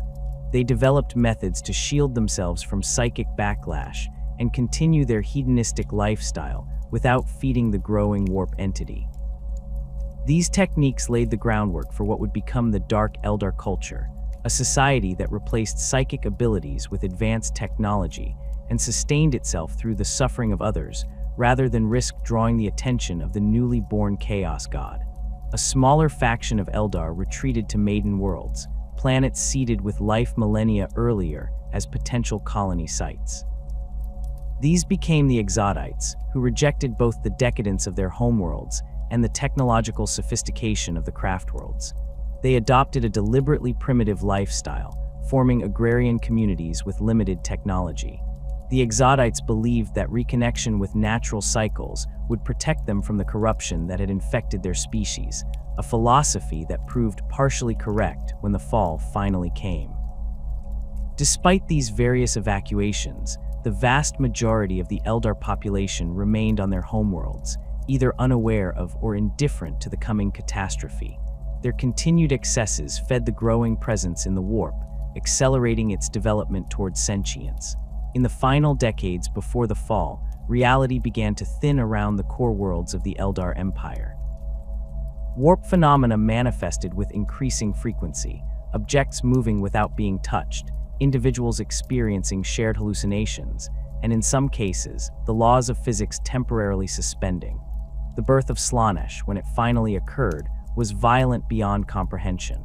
The accumulated psychic energy of billions of Eldar engaging in extreme sensation for millennia coalesced into a new consciousness within the warp. This entity, which the Eldar would later name She Who Thirsts, awakened with an insatiable hunger for the emotions that had created it. Its first act was to consume the souls of almost the entire Eldar species in a single psychic flare that echoed across the galaxy. The physical manifestation of this psychic birth was equally catastrophic. The barrier between real space and the warp ruptured across an area of several thousand light-years, centered on the core worlds of the Eldar Empire. Planets were pulled into the Immaterium, their physical substance dissolving into the stuff of raw chaos. Stars collapsed or exploded as their material was drawn into the warp breach. An entire sector of the galaxy, once home to the most advanced civilization in existence, became a swirling mass of warp energy intermingled with fragments of real space. This wound in reality became known as the Eye of Terror, a fitting name for a region where the laws of physics held no sway and the nightmares of sentient beings took physical form. The Eye would remain a permanent feature of the galaxy, a monument to the fall of the Eldar, and a gateway through which the forces of chaos could enter real space. Its boundaries fluctuated over time, expanding during periods of intense warp activity and contracting when the material universe asserted its natural laws. The psychic shockwave of Slaanesh's birth extended far beyond the physical boundaries of the Eye. Across the galaxy, Psykers of all species experienced the event as a moment of excruciating pain, followed by visions of unspeakable beauty and horror intertwined. Many died instantly, their minds unable to process the contradictory sensations. Others were driven permanently insane, babbling about the beautiful end and pleasure beyond flesh before taking their own lives in attempts to rejoin the sensation. Human Psykers, already struggling with the challenges of their emerging abilities, were particularly vulnerable to this psychic shockwave. On thousands of worlds, untrained Psykers became gateways for lesser warp entities drawn in Slaanesh's wake. These possessions manifested in various forms, some victims transformed into physical embodiments of excess, compelled to seek sensation at any cost, while others became conduits for empathic energy, broadcasting waves of emotion that drove entire communities to hedonistic frenzy or suicidal despair. The most dramatic effects occurred on worlds near the Eye of Terror. The human population of Cadia, located at the stable entrance to the Eye, experienced mass possession, as Slaanesh's birth weakened the barrier between real space and the warp. Only the activation of ancient pylons, structures of unknown origin embedded in the planet's crust, prevented complete demonic incursion. These pylons, later studied by the Mechanicum, appeared designed specifically to reinforce reality against warp intrusion, suggesting that some unknown faction had anticipated the need for such defenses. For the surviving Eldar, Slaanesh's birth created an existential crisis unlike anything faced by any other species. The god they had unknowingly created had a fundamental connection to their souls, drawing them inexorably toward it upon death. Every Eldar who died found their soul pulled into Slaanesh's grasp, subjected to eternal torment by the deity their ancestors had created. This thirst for Eldar souls became the defining feature of their post-fall existence, necessitating new approaches to their society and spirituality. The Craftworld Eldar developed the most comprehensive response to this threat. Their seers created spirit stones, psychically attuned crystals that could capture and preserve an Eldar's soul at the moment of death, preventing it from being drawn into the warp. These stones were later incorporated into each Craftworld's Infinity Circuit, a psychic network that housed the collective souls of dead Eldar. Within this circuit, the dead maintained a form of consciousness, contributing their knowledge and experience to their descendants while being shielded from Slaanesh's grasp. The creation of the Infinity Circuits led to the development of the Path System, a philosophical approach that defined post-fall Craftworld society. Recognizing that the lack of restraint had doomed their ancestors, the Eldar established rigid guidelines for personal development. Each individual would focus completely on a single discipline, be it warfare, artistry, or scholarship, mastering it before moving to another. This compartmentalization prevented the emotional excess that had fed Slaanesh, while still allowing for the development of extraordinary skills over their long lifespans. The Navigator houses represented one of humanity's most remarkable adaptations to the challenges of warp travel. These genetically modified humans, distinguished by their third eye that could perceive the currents of the Immaterium, had guided mankind's vessels through the warp since the early days of interstellar expansion. During the dark age of technology, navigator families had achieved unprecedented status, their services essential to the vast trade networks that connected human worlds. When the Age of Strife descended upon the galaxy, the navigator houses faced an existential crisis. The violent warp storms that isolated human worlds made traditional navigation nearly impossible. Even the most skilled navigators found themselves unable to plot safe courses through the roiling Immaterium. Ships that attempted warp jumps frequently emerged centuries off course, thousands of light years from their intended destinations, or failed to return altogether. House Belisarius, once among the most prestigious navigator lineages, with a monopoly on routes through the Segmentum Pacificus, lost over 70% of their active navigators in the first century of the Age of Strife. Their flagship, the Golden Perception, disappeared while attempting to chart a new route through the increasingly turbulent warp, taking with it 3 generations of the family's leadership and their accumulated navigational charts. This catastrophic loss forced the remaining Belisarius navigators to retreat to their fortified compound on Terra, abandoning their off-world holdings to focus solely on survival. The isolation imposed by warp storms created a new challenge for navigator houses: maintaining genetic purity. The navigator gene had always required careful management through selective breeding programs. During the dark age of technology, navigator houses had maintained diverse genetic stock by exchanging marriage partners between families scattered across human space. With interstellar travel severely limited, these houses were forced to rely on increasingly restricted breeding pools. House Nostromo addressed this challenge by establishing an extensive genetic repository on their ancestral estate in the Himalayan region of Terra. This facility contained thousands of frozen embryos and genetic samples collected over centuries, allowing them to maintain genetic diversity despite physical isolation.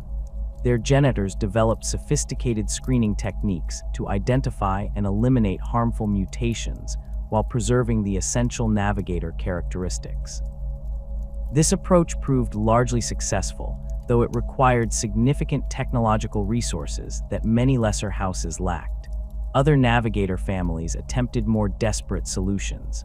House Zan, trapped on the isolated world of Eustes Majoris, experimented with controlled mutation, deliberately exposing developing fetuses to specific warp energies to strengthen the navigator gene.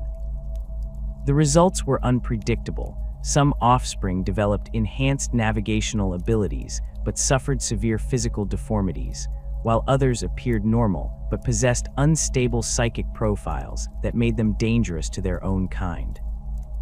Within 4 generations, the Zan bloodline had diverged significantly from standard navigator physiology, developing distinctive scale-like skin and elongated limbs that would mark them as outsiders even after their eventual reintegration with other navigator houses. The most controversial approach came from House Morota, whose leadership authorized breeding programs with non-navigator humans possessing latent psychic abilities.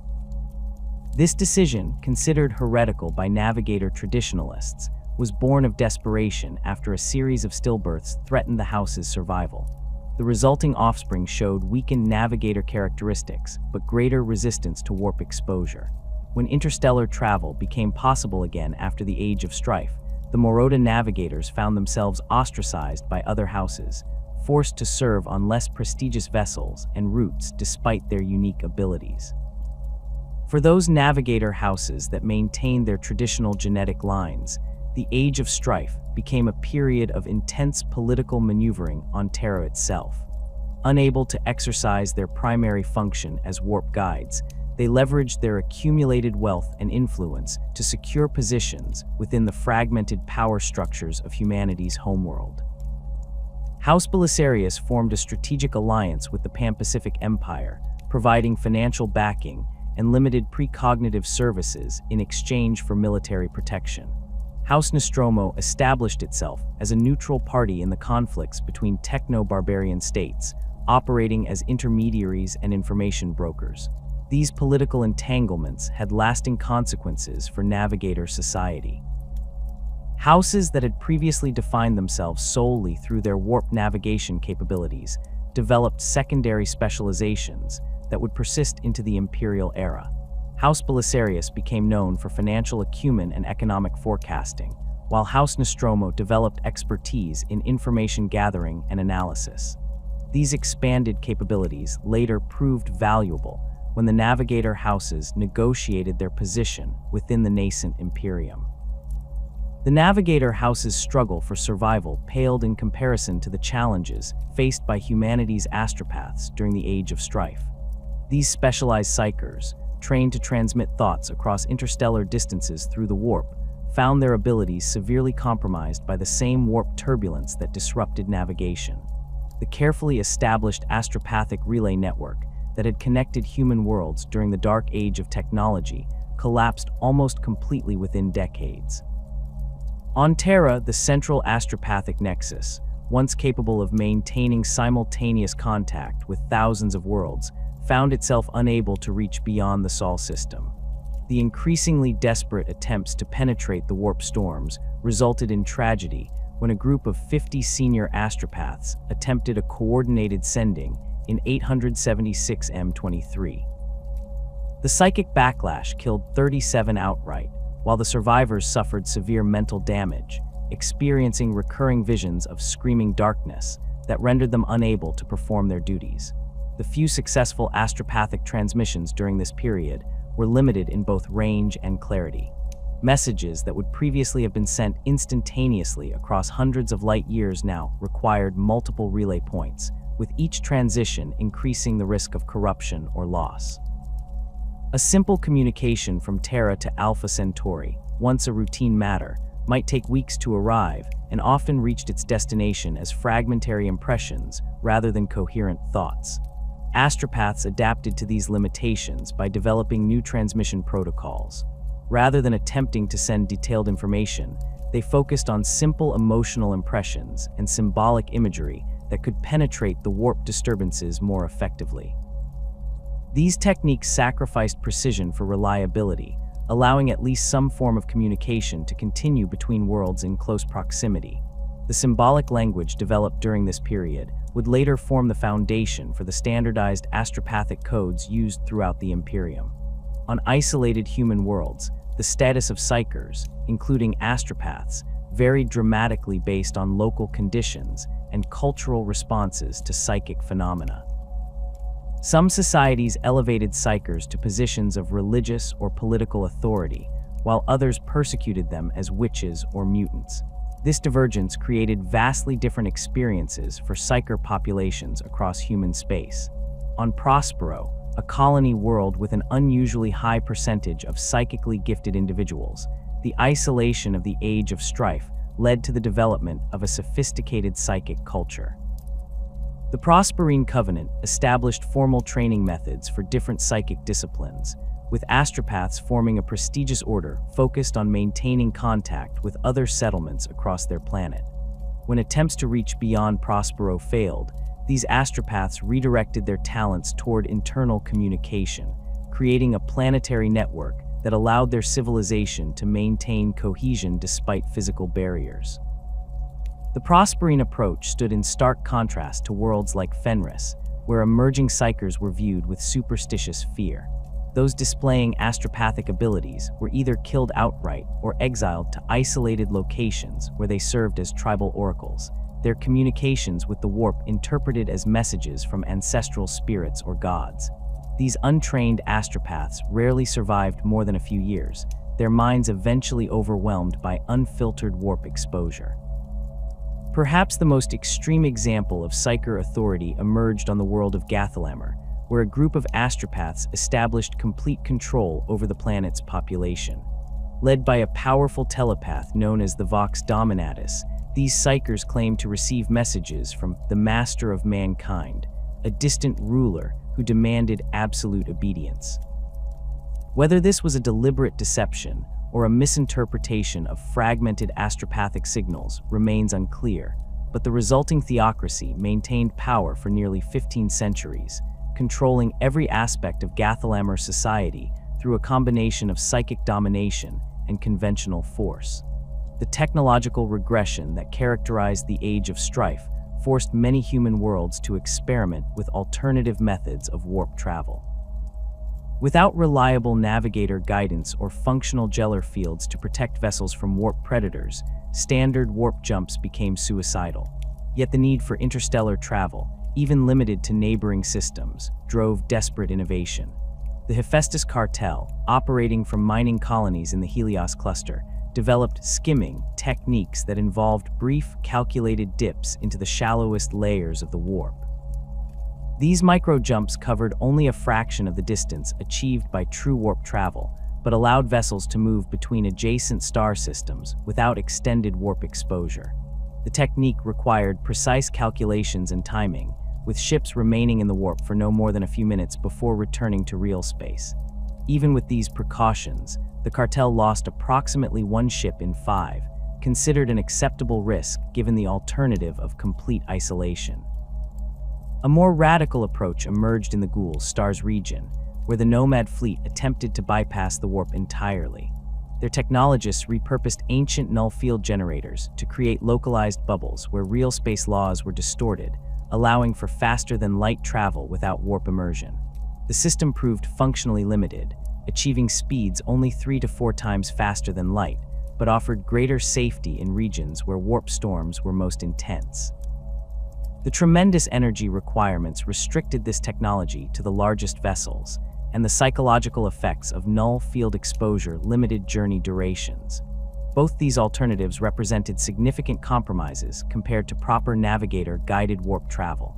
The limited range and slow speed meant that human worlds remained effectively isolated for all practical purposes, with only the most determined or desperate individuals attempting interstellar journeys.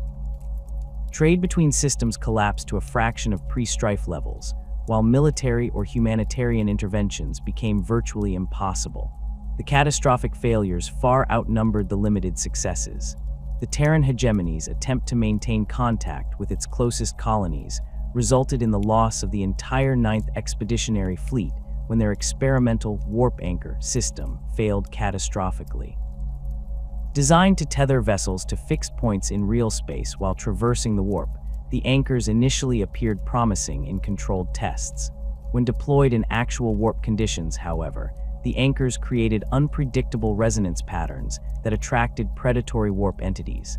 Astropathic observers reported receiving death screams from thousands of minds simultaneously as the fleet was destroyed. Even more disturbing was the fate of the Omicron expedition, which attempted to use human Psykers as navigational conduits without proper training or protection. The expedition's leadership, desperate to reach resource-rich systems beyond their immediate stellar neighborhood, forced groups of Psykers to form mental links with the ship's guidance systems. The initial results seemed promising, with successful jumps to 2 neighboring systems. On the 3rd jump, however, something went catastrophically wrong. The vessel emerged from the warp decades later, its hull intact, but its interior spaces transformed into nightmarish organic structures. The few survivors recovered by Imperial explorators during the Great Crusade had been physically fused with the ship's components, their minds locked in endless loops of the same moment, the transition into the warp when their protection had failed. These failures reinforced the essential role of properly trained navigators and the critical importance of functional gellar fields for warp travel. The alternative methods developed during the Age of Strife were largely abandoned once traditional warp travel became possible again, preserved only in fragmentary technical documents or as cautionary tales. Some techniques were later refined and incorporated into specialized Imperial technologies, but most were classified as dangerous tech heresy by the Mechanicum. The isolation of human worlds during this period created a paradoxical situation for navigators and astropaths. Their primary functions, guiding ships through the warp and communicating across interstellar distances, were severely compromised, yet their secondary abilities became increasingly valuable. Navigator precognition, limited but real, provided strategic advantages in the conflicts that engulfed Terra and other worlds. Astropathic sensitivity to warp disturbances allowed for early warning of demonic incursions or dangerous warp phenomena. The first glimmers of humanity's resurgence began not with grand proclamations, but with calculated violence in the Himalayan mountains. There, amid the radiation-scarred peaks that had once housed the planet's most exclusive retreats, a warlord unlike any other emerged from obscurity. Historical records from this period remain fragmentary, with many deliberately purged in later centuries, but surviving accounts describe a figure of immense physical presence who commanded not through fear alone, but through a clarity of purpose that drew the desperate and the visionary alike. The Emperor's early conquests targeted the techno-barbarian strongholds, controlling Terra's few remaining functional technological repositories. The assault on the Terra clan's primary generator complex established the pattern that would define his unification campaigns. Rather than simply destroying his opponents, the Emperor's forces executed precision strikes that preserved critical infrastructure while eliminating leadership. Within the Terra fortress, his warriors, at this point still unaugmented humans equipped with salvaged weaponry, disabled the outer defenses using electromagnetic pulse weapons before infiltrating through maintenance tunnels that conventional maps had long forgotten. When the clan's techno-lord awoke to find the Emperor seated on his command throne, surrounded by the decapitated heads of his personal guard, he faced a simple choice: serve or die. The pattern would repeat dozens of times across Terra's fractured landscape. The Undonesic bloc, whose despotic rulers had perfected the art of population control through chemical pacification, discovered their atmospheric distribution systems, releasing loyalty-enhancing compounds keyed to the Emperor's genetic signature rather than their own. The Pan-Pacific Empire's communication network, supposedly secure behind quantum encryption, broadcast the Emperor's terms of surrender on all frequencies simultaneously. These early victories provided the Emperor with the resources needed to begin his most ambitious project: the creation of genetically enhanced warriors' purpose built for the campaigns ahead.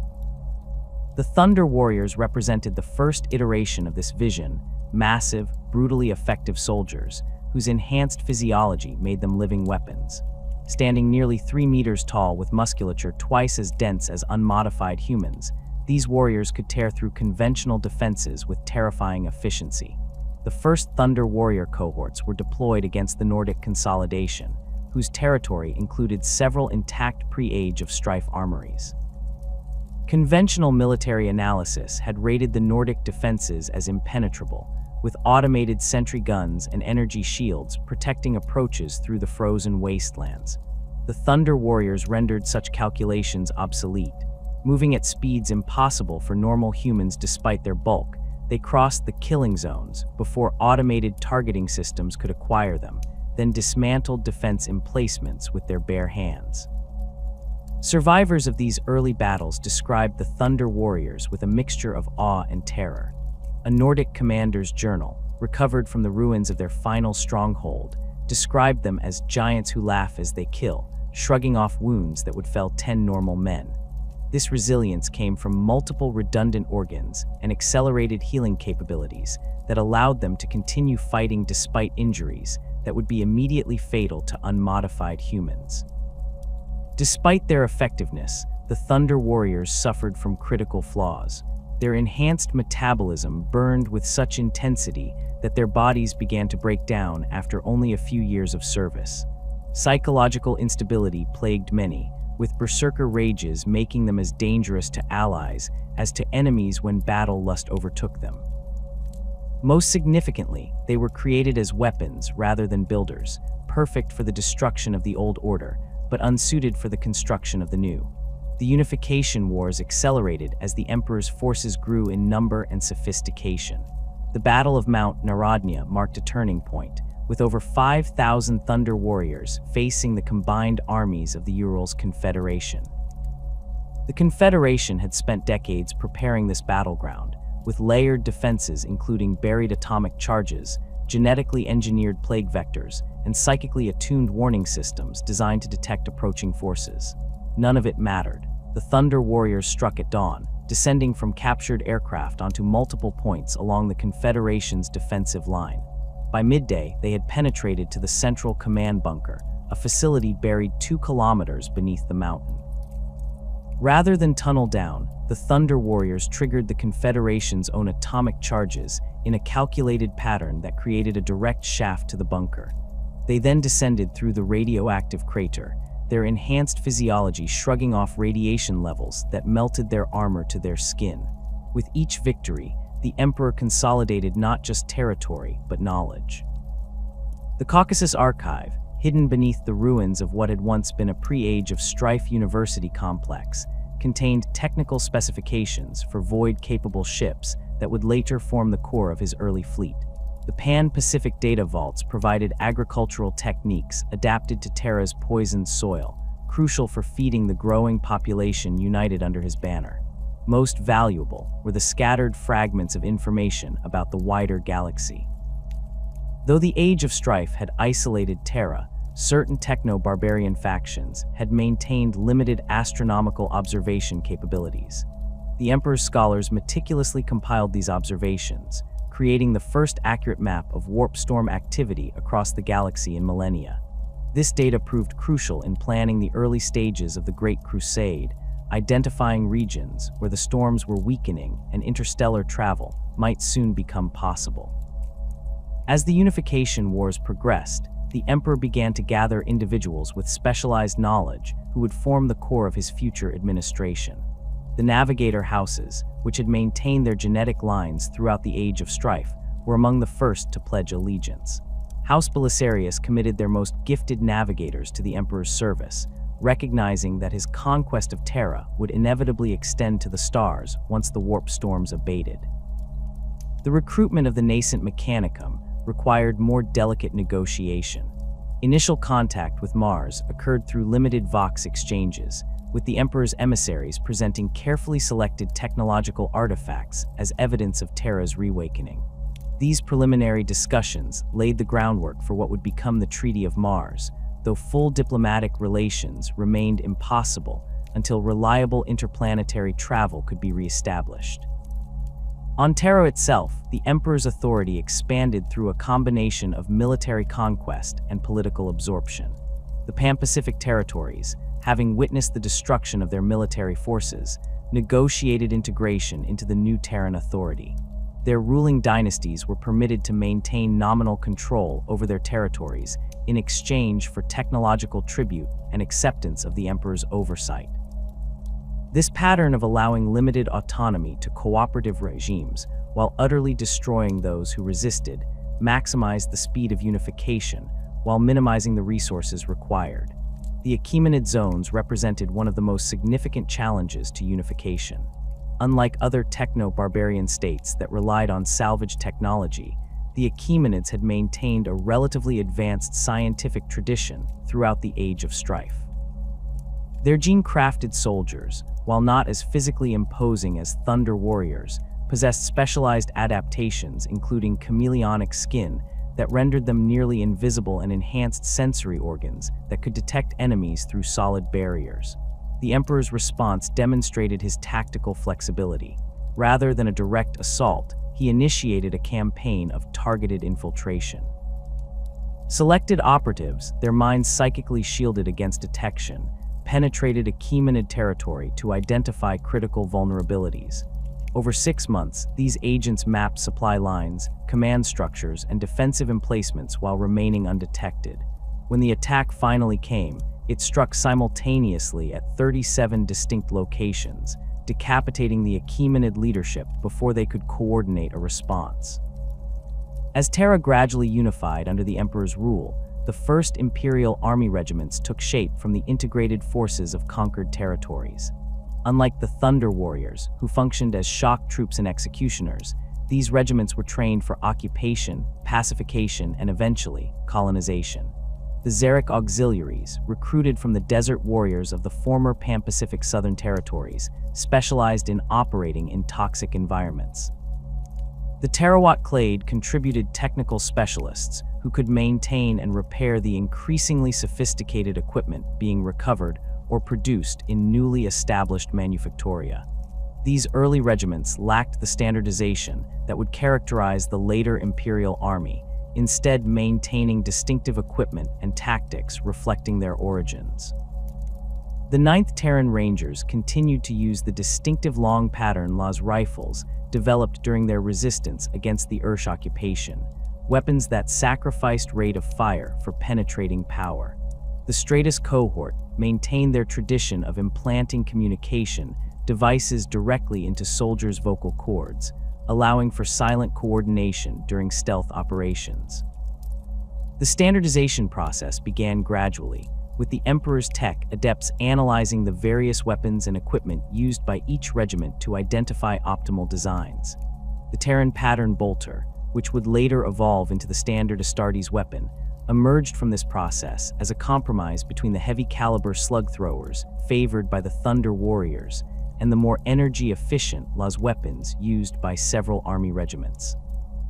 Initial production runs were limited by resource constraints, with only officer cadres and special operations units receiving the new weapons. As the final pockets of resistance on Terra were eliminated, the Emperor turned his attention to the Sol system. Limited expeditions to Luna confirmed what astronomical observations had suggested. The Selenar gene cults had maintained their technological capabilities throughout the Age of Strife, continuing their experiments in human modification within their pressurized domes. Initial diplomatic overtures were met with caution bordering on hostility, as the Selenar leadership recognized the implicit threat in Terra's reunification. Preparations for the Great Crusade accelerated as the Emperor's seers detected a gradual weakening of the warp storms that had isolated Terra. The construction of void-capable ships began in the reclaimed orbital shipyards above Terra, with designs incorporating both recovered standard template construct fragments and innovations developed by the Emperor's engineers. These vessels were modest compared to the massive ships that would later form the Imperial fleet, but represented a crucial first step toward interstellar capability. The most significant development during this period occurred not in public view, but in laboratories deep beneath the Himalayan mountains. There, using knowledge and materials that remain classified even in the 41st millennium, the Emperor began the Primarch Project, an effort to create 20 superhuman generals who would lead his crusade across the stars. The genetic framework for these beings incorporated the Emperor's own DNA, combined with engineered traits that pushed the boundaries of human potential. Simultaneously, the Emperor established the framework for the organizations that would administer his growing domain. The Council of Terra, comprising selected representatives from cooperative techno-barbarian states, managed the integration of conquered territories and the standardization of laws across the unified planet. The Officio Assassinorum, though not yet formally named as such, began as a cadre of specialized operatives tasked with eliminating potential resistance leaders before they could organize effective opposition. The Astronomicon, which would later serve as the psychic beacon guiding Imperial ships through the warp, began as a more modest project aimed at stabilizing local warp space around Terra. Utilizing technologies and techniques that combined ancient human science with the Emperor's unique psychic abilities, this proto-Astronomicon created a bubble of relative calm in the Immaterium that allowed for more reliable short-range warp travel within the Sol system. As the Thunder Warriors continued to secure the final unconquered regions of Terra, signs of their inherent flaws became increasingly apparent. Incidents of warriors turning on their handlers or engaging in unnecessary brutality against civilian populations increased in frequency. Medical examinations revealed accelerating cellular degradation that no amount of treatment could reverse. The Emperor, recognizing that these first-generation enhanced warriors had served their purpose, began planning for their replacement. The seeds of the Legion's Astartes were sown in secret facilities scattered across unified Terra. Using genetic material derived from the Primarch Project, the Emperor's biologists adepts developed a more stable enhancement process that, while producing warriors less immediately powerful than the Thunder Warriors, created soldiers with far greater longevity and psychological stability. The first test subjects were drawn from the children of conquered territories, selected for specific genetic markers that indicated compatibility with the enhancement process. These proto-Astartes underwent modifications that would establish the template for all space marines to follow. The osmodula organ, which enhanced skeletal strength by promoting the growth of ceramic-based bone material, addressed the structural weaknesses that had plagued the Thunder Warriors. The catalepsian node, allowing marines to function with minimal sleep, eliminated the periods of post-battle catatonia that had rendered Thunder Warriors' combat ineffective for days after intense engagements. Most importantly, the psychological conditioning protocols were refined to produce warriors who were not just killers but soldiers, capable of restraint, strategic thinking, and loyalty beyond the Thunder Warriors' capacity. As the final battles for Terra's unification concluded, the Emperor's attention increasingly turned skyward. The Treaty of Mars, formalized through in-person negotiations after void ship travel between Terra and the Red Planet became reliable, established the foundation for the Imperium's technological base. The Mechanicum pledged their industrial and technical expertise to the Emperor's cause in exchange for autonomy in their internal affairs and protection for their religious practices. This agreement, signed in the shadow of Olympus Mons, included practical provisions for the immediate exchange of resources and knowledge. Mars provided advanced weaponry, void ship components, and technical experts to accelerate Terra's technological recovery. In return, the Emperor granted the Mechanicum access to certain technological data recovered during the Unification Wars, and more significantly, promised them the opportunity to reclaim lost knowledge from human colonies across the galaxy once the Great Crusade began. With Terra unified, Mars allied, and the first Astartes in training, the Emperor stood at the threshold of his greatest ambition. The warp storms that had isolated humanity for millennia showed increasing signs of abatement. Astropathic communications, though still limited and unreliable, occasionally managed to reach beyond the Sol system, making contact with human worlds that had survived the Age of Strife. These fragile connections confirmed what the Emperor had long suspected: humanity endured among the stars, waiting to be reunited under a single authority that could protect them from the darkness that had nearly consumed them. Deep beneath the Himalayan mountains, in laboratories shielded by technologies dating back to the Dark Age of Technology, the Emperor embarked on his most ambitious undertaking yet. The Primarch Project represented the culmination of millennia of genetic research, combining the Emperor's own genetic material with engineered traits that pushed far beyond normal human limitations. These 20 superhuman beings were designed not merely as warriors, but as generals, statesmen, and inheritors of the Imperium the Emperor envisioned. The facilities housing the Primarch Project were unlike any other on Terra. Multiple layers of physical and psychic shielding protected the laboratories from detection, while automated defense systems eliminated any unauthorized personnel who somehow penetrated the outer barriers. At the heart of this complex lay 20 gestation capsules, each containing a developing Primarch suspended in a nutrient-rich amniotic fluid infused with genetic accelerants and stabilizing compounds.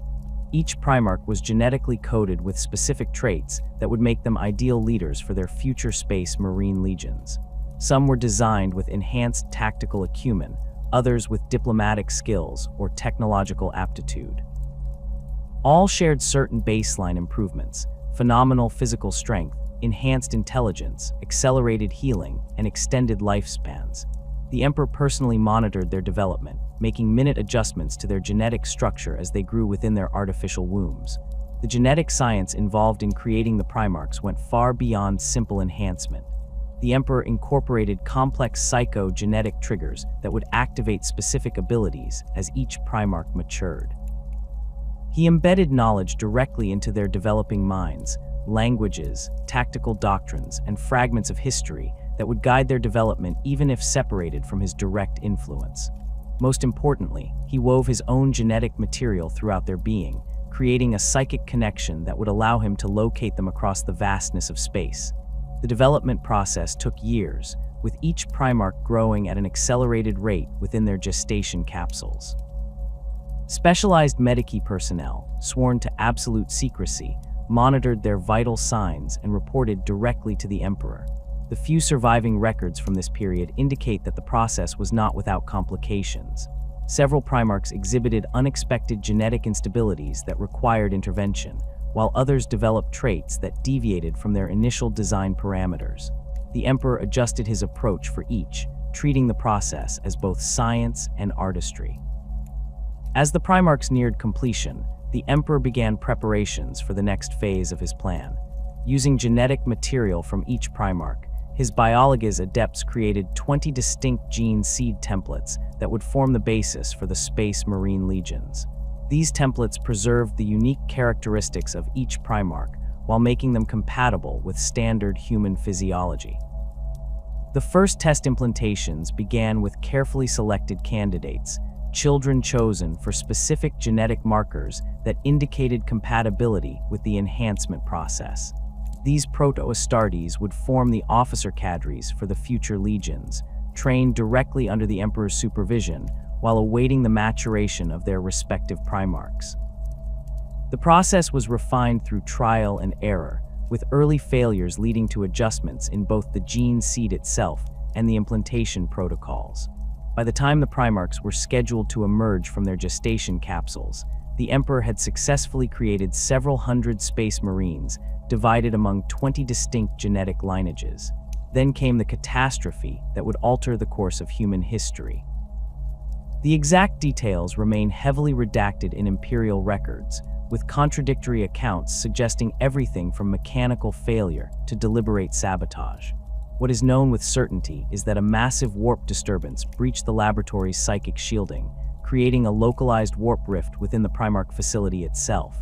In an instant, the 20 gestation capsules were swept into the Immaterium, scattering the infant Primarchs across the galaxy. The Emperor's reaction to this devastating setback revealed both his pragmatism and his determination. After personally leading efforts to seal the warp breach and secure the facility, he immediately convened his inner circle to assess the situation. Malcador the Sigillite, the Emperor's most trusted advisor, reportedly advocated for abandoning the Primarch project entirely and focusing solely on the Space Marine Legions. The Emperor rejected this approach, confident that his genetic connection to the Primarchs would eventually allow him to locate them as the Great Crusade expanded across the galaxy. The loss of the Primarchs necessitated a change in the Emperor's timeline, but not his overall strategy. He accelerated the development of the Space Marine Legions, expanding the recruitment and implantation programs to create thousands of enhanced warriors based on the 20 gene seed templates. Each legion developed distinctive traits reflecting their Primarch's genetic legacy, even without the direct influence of their gene father. The Thunder Warriors, already showing signs of the instability that would ultimately doom them, continued to serve as the Emperor's primary military force, while the Astartes legions grew in number and experience. The warp storms that had isolated Terra for millennia began to abate around this time, allowing for more reliable interstellar travel. The Emperor's seers interpreted this as confirmation that the time for the Great Crusade had arrived, despite the setback with the Primarchs. Preparations accelerated, with the newly formalized Mechanicum of Mars providing increasingly sophisticated weaponry and void ships for the coming expansion. Meanwhile, across the galaxy, 20 genetically perfect infants emerged from their damaged gestation capsules on distant worlds. The Chaos Powers, having engineered the scattering, took a keen interest in these beings. Each Primarch represented a potential asset in their eternal struggle against the Emperor, and they monitored the children's development with malicious anticipation. Some Primarchs they attempted to corrupt directly, while others they influenced through more subtle manipulations of their environments and circumstances. On Cethonia, a mining world of tunnels and perpetual darkness near Terra, a child with golden eyes emerged from a metallic pod deep within an abandoned shaft. The miners who discovered him recognized something extraordinary in the infant despite their harsh existence.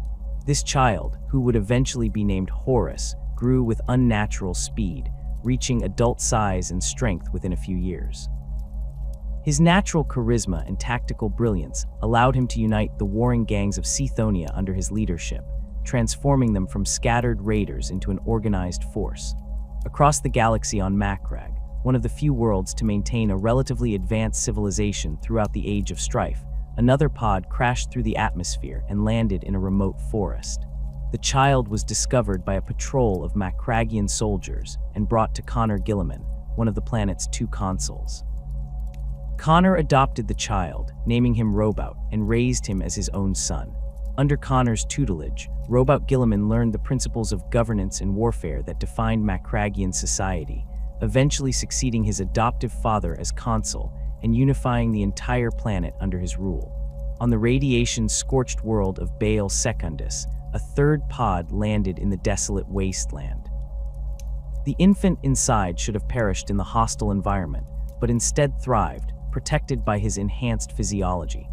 Found by one of the nomadic tribes that struggled to survive in the irradiated deserts, the child, later named Sanguinius, manifested wings as he grew, a mutation that would have meant death among the mutation-hating tribes of Baal.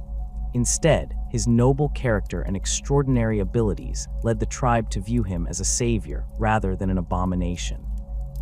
Sanguinius united the scattered tribes of Baal Secundus, teaching them to value strength of character above physical perfection. The death world of Caliban received one of the most martial primarchs. The pod containing the child who would become Lion Eljonson crashed in a forest infested with warp-mutated beasts that terrorized the human settlements. The infant was discovered not by humans, but by these same beasts, who mysteriously left him unharmed. He grew alone in the forest until discovered by a hunting party led by Luther, a Knight of the Order, Caliban's premier martial organization. The nameless child, by then a wild young man, was brought to civilization and named Lion Eljonson, the lion, son of the forest. His natural martial prowess allowed him to rise quickly through the Order's ranks, eventually leading a successful campaign to rid Caliban of the warped beasts that had plagued it for generations. On the frozen world of Fenris, where human colonists had regressed to a tribal culture reminiscent of ancient Terran Norse societies, a pod crashed through the ice during the planet's harsh winter. The infant was discovered by a warrior named Thengir, who brought him to his tribe. Named Lemon Russ after legendary creatures from Fenrisian mythology, the child grew into a fierce warrior who could match the great wolves of Fenris in combat. After being cast out from his tribe for killing a man in a fit of rage, Russ was adopted by a pack of Fenrisian wolves, living among them and learning their ways until he was discovered by the king of the Russ tribe, whom he eventually succeeded. The Forge world of Nocturne became home to Vulcan, whose pod landed near an active volcano. He was found by Enbel, a blacksmith and elder of one of Nocturne's small settlements. Despite the harsh environment and constant seismic activity that periodically destroyed their settlements, Nocturne's people had maintained their humanity through strong community bonds and practical skills. Vulcan grew quickly, surpassing his adoptive father in size and strength by age 3. His natural affinity for metallurgy and engineering allowed him to create weapons and tools of extraordinary quality, which he used to defend his community from the predatory Dark Eldar raiders that plagued Nocturne. The mining world of Medusa received Ferrus Manus, whose pod crashed into a landscape of barren rock and toxic chemical pools. The harsh environment would have killed an ordinary human, but the Primarch thrived, wandering the planet's surface alone until encountering the legendary Silver Worm, a creature of living metal that inhabited Medusa's deepest caverns.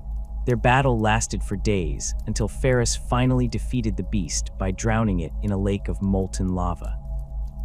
When he withdrew his arms from the lava, he found them coated in living metal. The worm's substance had bonded with his flesh, giving him hands of living silver. The nomadic clans of Medusa, who had observed the battle from a distance, accepted him as a leader, uniting under his guidance to survive their planet's harsh conditions. On Chagoris, a world of vast plains inhabited by nomadic horse tribes, the pod containing Jagatai Khan landed in the territory of the Talskars. The tribe's leader, Ankhan, adopted the child and named him Jaghatai. The young Primarch quickly adapted to the Talskars' nomadic lifestyle, becoming an exceptional horseman and warrior. When a rival tribe destroyed his adoptive people, Jagatai swore revenge, beginning a campaign that eventually united all the tribes of Chagoris under his leadership. He introduced new military tactics, combining the traditional mounted warfare of the Plains tribes with more sophisticated strategies, creating a mobile force that could outmaneuver any opponent. The polluted hive world of Nostromo, perpetually dark due to its sun's radiation being blocked by industrial pollution, received Conrad Kurz. His pod crashed into the highest spire of Nostromo Quintus, the planet's largest city, creating panic among the ruling elite. Unlike most of his brothers, Kurz received no adoptive family or guidance. He grew in the shadows, learning about humanity by observing the brutal society around him. Nostromo was ruled by criminal cartels that maintained order through fear and violence, with corruption endemic at every level. Kurz decided to fight fire with fire, becoming a vigilante who targeted the criminal overlords with brutal efficiency. His campaign of terror against the guilty transformed Nostromo, as fear of his retribution created a law-abiding society where traditional enforcement had failed. The Emperor, despite the loss of his Primarchs, proceeded with the creation and expansion of the Space Marine Legions. Using the genetic templates derived from each Primarch, he established 20 distinct legions, each inheriting specific traits from their absent gene father.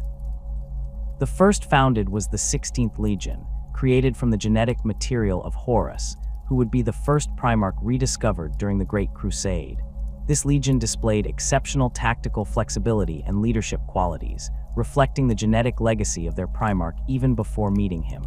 The creation process for Space Marines was refined during this period, establishing the standard procedure that would be used throughout the Great Crusade. Young male recruits, typically between the ages of 8 and 12, underwent extensive screening to determine genetic compatibility with the specific legion's gene seed. Those who passed initial screening began a series of surgical procedures to implant the 19 organs that would transform them into Astartes. The process began with the secondary heart, providing redundancy for the circulatory system and improving blood flow to enhanced muscles. The os medulla followed, altering bone growth to create the characteristically dense, ceramic-like skeletal structure of a space marine. The biscopia enhanced muscle growth, while the hemastamen altered blood composition to improve oxygen carrying capacity and accelerate healing.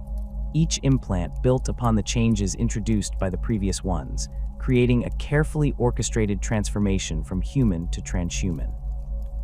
The most difficult implantations came later in the process, after the recruit's body had adapted to the initial changes. The catalepsian node allowed Marines to function with minimal sleep by letting one hemisphere of the brain rest while the other remained active. The preomner, a pre-stomach that could neutralize toxins, protected Marines from poisoning. The omophagia, the brain eater, allowed Astartes to gain information by consuming the flesh of fallen enemies, a practice that would later develop ritual significance in many legions. The final and most important implant was the black carapace, a subdermal layer that created a neural interface between the Marine's body and his power armor. This symbiotic relationship with their wargear gave Space Marines unprecedented control over their powered suits, making the armor a true second skin rather than merely an encumbrance. Throughout this process, hypno-indoctrination and chemical treatments reinforced the psychological conditioning necessary to create warriors who were both supremely lethal and absolutely loyal.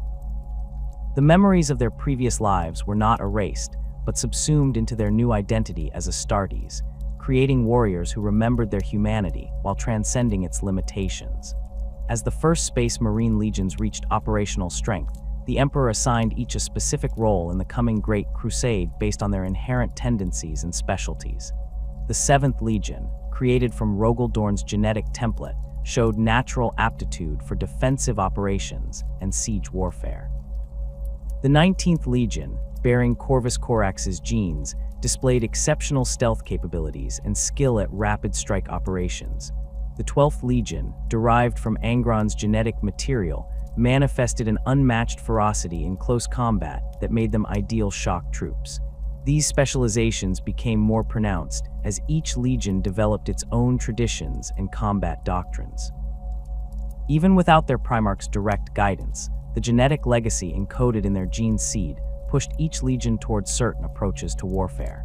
The The Emperor encouraged this specialization, while ensuring that all legions maintain the tactical flexibility necessary for the diverse challenges they would face during the Great Crusade.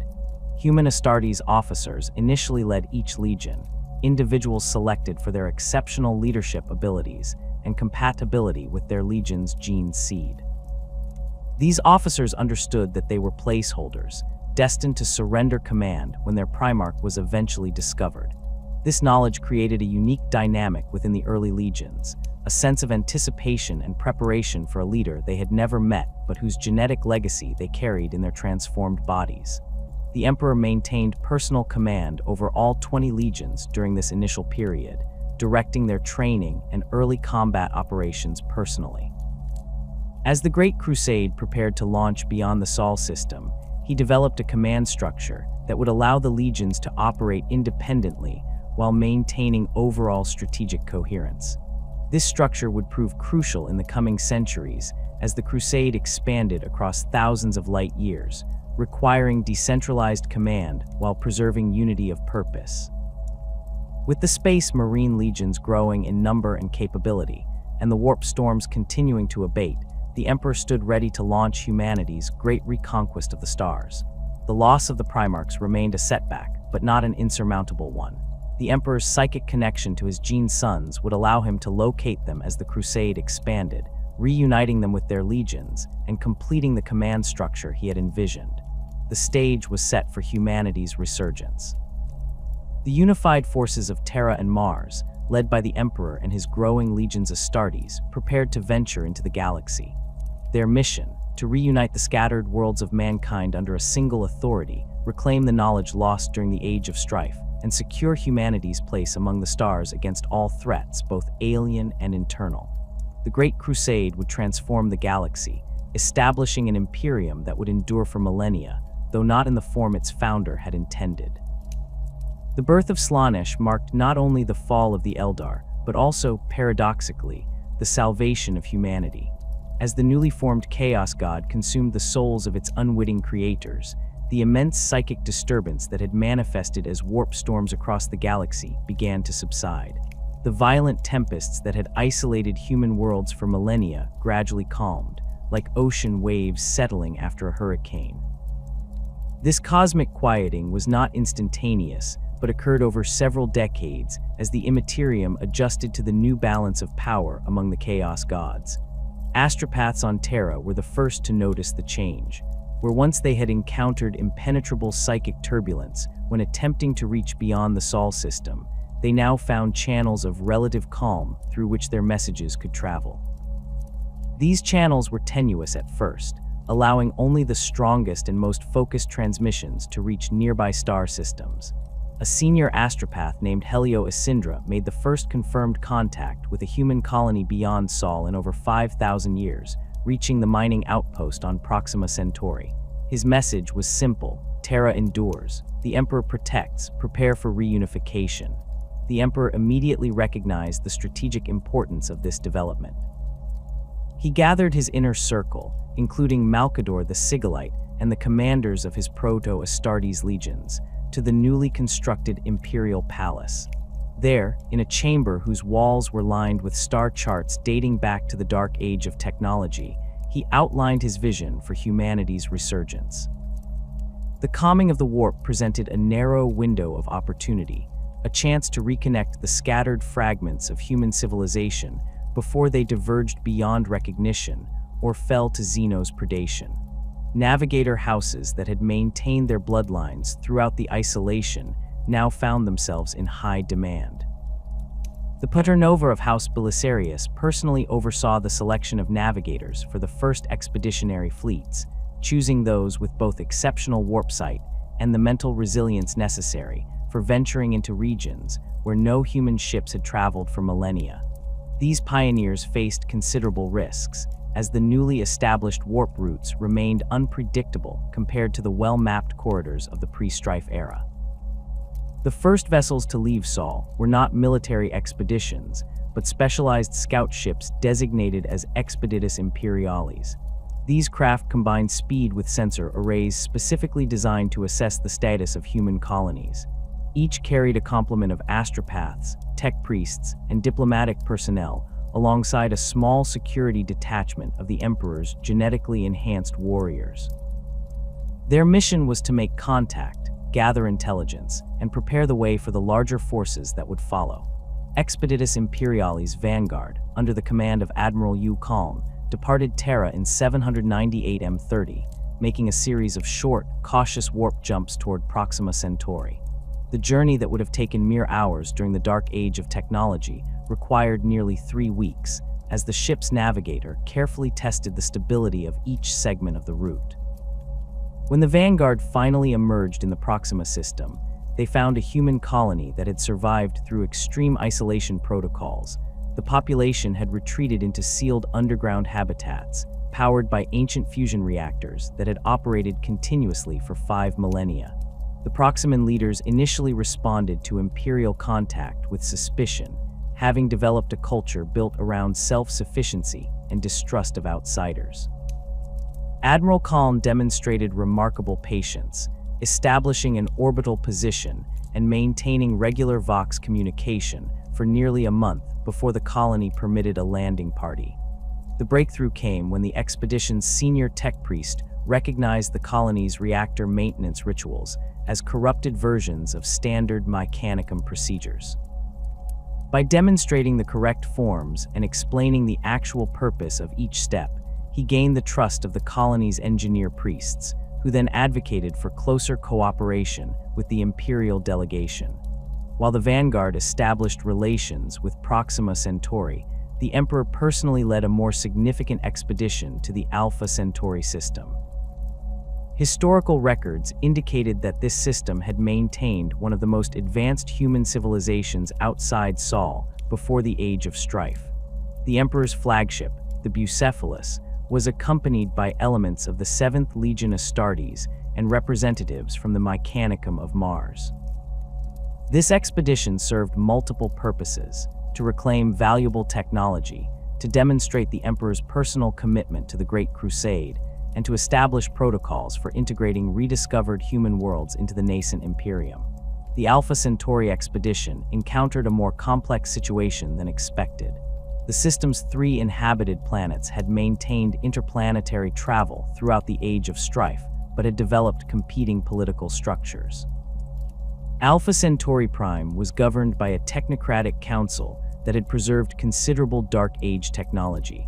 Alpha Centauri 3 had devolved into a feudal society where control of ancient defense systems determined political power. The orbital habitats around Alpha Centauri B had formed a collective governed by consensus, with each habitat specializing in different aspects of production.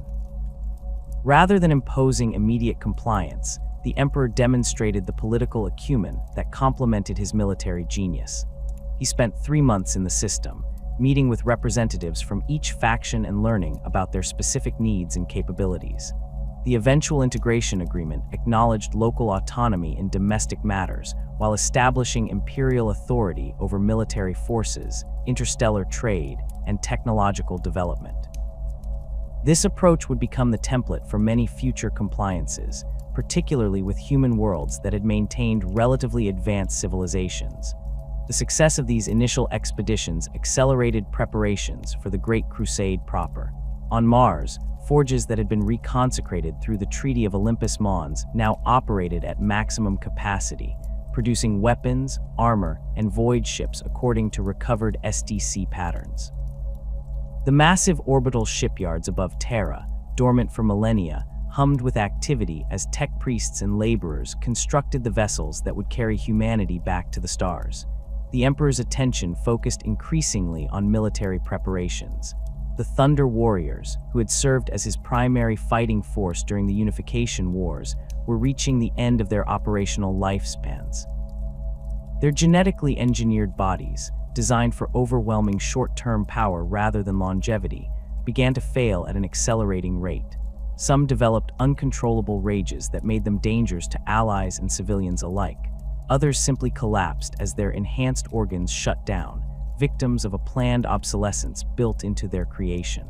The Thunder Warriors' deterioration necessitated the accelerated development of the Legion's Astartes.